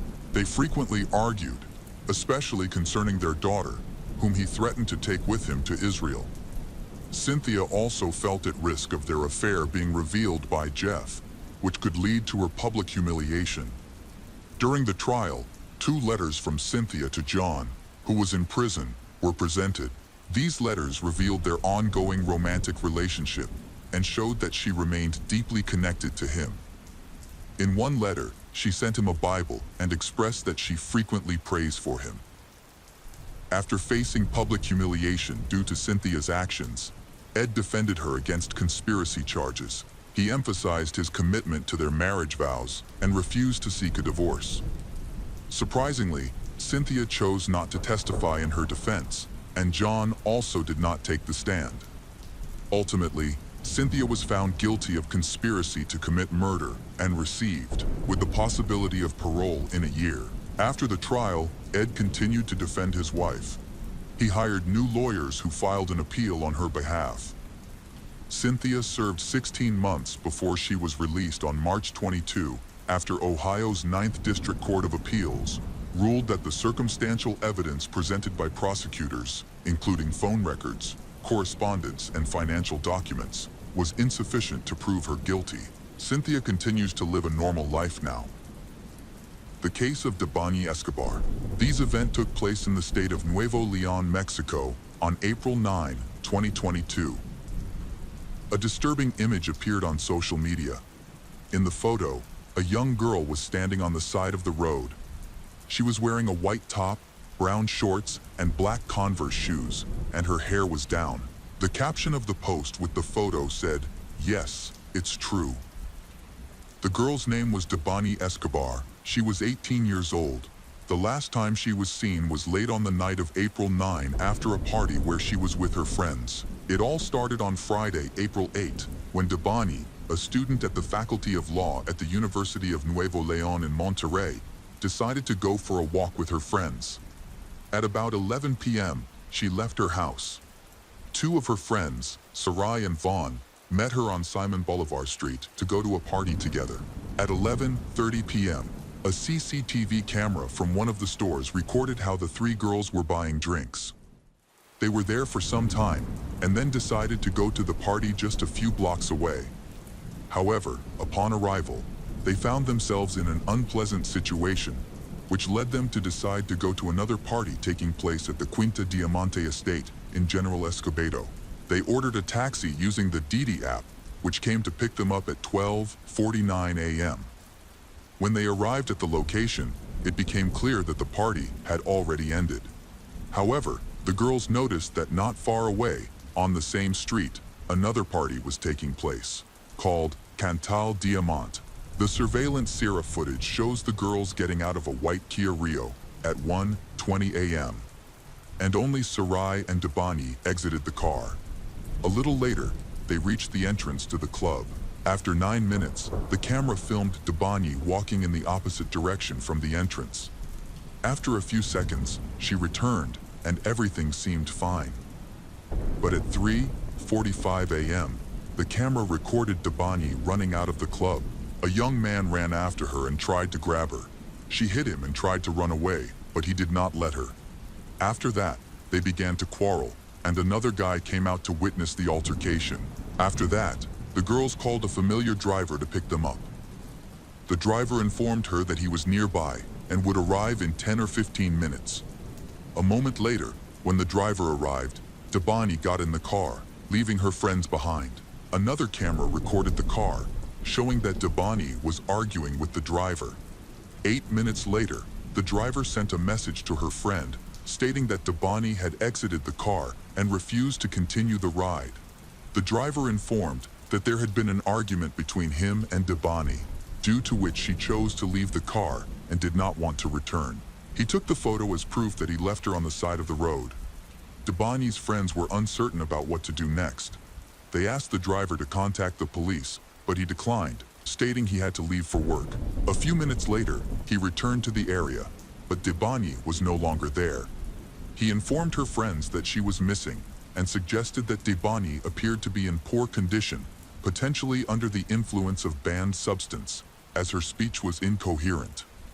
The friends attempted to contact her parents, but no one answered. The conversation between the driver and Debani's friends ended at 5:16 a.m., and since then, they had not heard from her. The next day, Debani's friends were able to contact her father, Mario Escobar, they wanting to find out what had happened. Her parents were also unaware of the situation, and they promptly filed a report with the police. Photos of Debani were shared on social media, and a search effort began. On April 9, while authorities were looking for Debani, the body of a missing girl named Maria Fernanda Contreras was discovered in a house in the Apodaca area. This was one of 5 bodies found during the search for Debani. Within just 6 days, the remains of these 5 women were uncovered, which left the community in shock. 2 days after Debani went missing, a girl who was also at the party that Debani attended told on her Instagram that some people tried to help Debani and offered to take her home so that she could come to her senses. However, Debani's friend did not want this, since supposedly some trusted person was supposed to come for them, so the story took on a different character. Now Debani's friends were the main suspects. All this was very strange, and as time went on, the case became more and more complicated. At that point, the investigation had made little progress. On April 15, a reward of 100,000 Mexican pesos was announced for information about Debani. From this reward, the prosecutor's office in Nuevo León obtained a video showing Debani at 4:29 a.m., just 4 minutes after the driver had photographed her. In the video, she is seen walking toward the building of the international transport company Alcocia. She then crossed the road and approached the building's facade and vanished. With access to this video, it was believed that Debani might have gone to the transport company for help. However, the camera did not capture her entering or exiting the building. This was the last footage of Debani, leading to suspicions that the transport company could be involved in her disappearance. So, there was still hope of finding Debani alive. On April 19, the police initiated a search of the Alcocia company building. They examined all vehicles and accessed surveillance cameras, but found nothing of interest. Following this, they conducted a search in a residential building in central Monterrey, located 22 kilometers from where Debani was last seen. The police received tips that Debani's personal belongings were in apartment number 18. 2 days earlier, the GPS on her phone indicated activity in that location, as well as at the corner of the Nueva Castilla motel. The following day, police, volunteers, and canine units searched the nearby highway for evidence. They inspected a manhole in a vacant lot next to the Nueva Castilla motel. Additionally, workers from the Monterrey Water Service searched a manhole along the highway where she was last seen. However, at that point, the investigation had made little progress. The matter reached a stalemate, so on April 15, a reward of 100,000 Mexican pesos was announced for information about Debani. Then, the prosecutor's office in Nuevo León obtained a video showing Debani at 4:29 a.m., just 4 minutes after the driver had photographed her. In the video, she is seen walking toward the building of the international transport company Alcocia. She then crossed the road and approached the building's facade and vanished. With access to this video, it was believed that Debani might have gone to the transport company for help. However, the camera did not capture her entering or exiting the building. This was the last footage of Debani, leading to suspicions that the transport company could be involved in her disappearance. So, there was still hope of finding Debani alive. A few days later, the police initiated a search of the Alcocia Company building. They examined all vehicles and accessed surveillance cameras, but found nothing of interest. Following this, they conducted a search in a residential building in central Monterey, located 22 kilometers from where Debani was last seen. The police received tips that Debani's personal belongings were in apartment number 18. 2 days earlier, the GPS on her phone indicated activity in that location, as well as at the corner of the Nueva Costia motel. The following day, police, volunteers, and canine units searched the nearby highway for evidence. They inspected a manhole in a vacant lot next to the Nueva Castilla motel. Additionally, workers from the Monterey Water Service searched a manhole along the highway where she was last seen. However, they found nothing there either.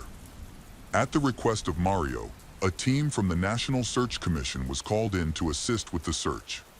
That Thursday afternoon, a group of volunteers joined the effort. Police received reports from the staff at the Nueva Castilla motel about a foul odor coming from an unused tank. Officers quickly arrived at the scene, and within minutes, they discovered a body. Although it was initially unclear if the body belonged to Debani, divers confirmed that it was wearing the same clothes she had on the day she went missing. Mario identified her by a cross she was wearing. The police also requested security camera footage from the motel, but the staff claimed the cameras only displayed live footage and did not record. Meanwhile, Debani's body had been submerged in water for nearly 2 weeks, making it nearly unrecognizable and in a state of decomposition. Despite the clothing and accessories, DNA testing was necessary for identification. An autopsy conducted confirmed that the body was indeed Debani's, and the cause of death was determined to be a severe head injury by strong impact. Initial reports suggested that Debani's fall into the tank was not accidental, and her phone lost signal shortly after. There were no signs of violence on her body. The bruises might have been caused by a fall. However, there was swelling on her forehead and around her eyes, indicating inflammation from impact. At that time, it was believed that Debani could not have jumped over the 2-meter-high wall surrounding the motel to accidentally fall into a cistern that measured 90 by 98 centimeters and was 4.43 meters deep, with a water level of 90 centimeters. Because Debani was only 167 centimeters tall, and the wall had barbed wire on top. Before the discovery, Debani's body, no one, including service dogs, noticed any unpleasant odors at the motel. Nueva Castilla had 3 tanks, with one of them clogged. In the first tank, where the body was found, they found her Converse sneakers and a piece of fabric with insects typically found on decomposing bodies. On the wall between the first and second tanks, a bag belonging to Debani was located. This bag contained a red plastic container, a white bra, 2 pieces of beige fabric, and a black and white fabric mask. In the second tank, investigators found a yellow and white lighter, 3 metal keys, a cell phone in a damaged black case, a wallet, and a plastic-wrapped gel-like substance. Conducting toxicology tests to check for alcohol or other substances in her system proved difficult.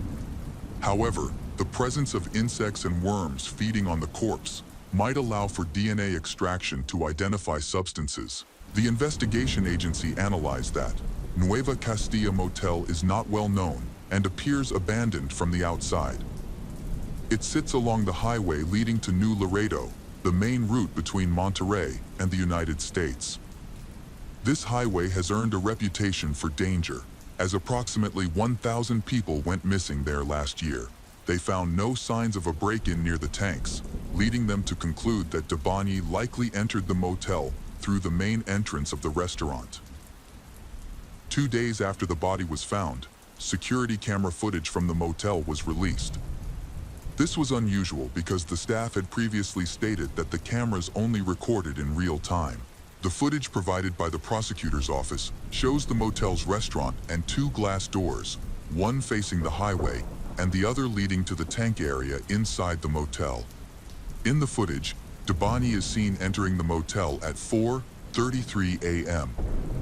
Another camera captures her running to the motel, going around the restaurant, and reaching the glass door. When she noticed no one was there, she dashed to the corner of the restaurant, where she stayed for about 20 minutes. Then, she ran again along the wall of the hotel. This was the last confirmed sighting of her alive.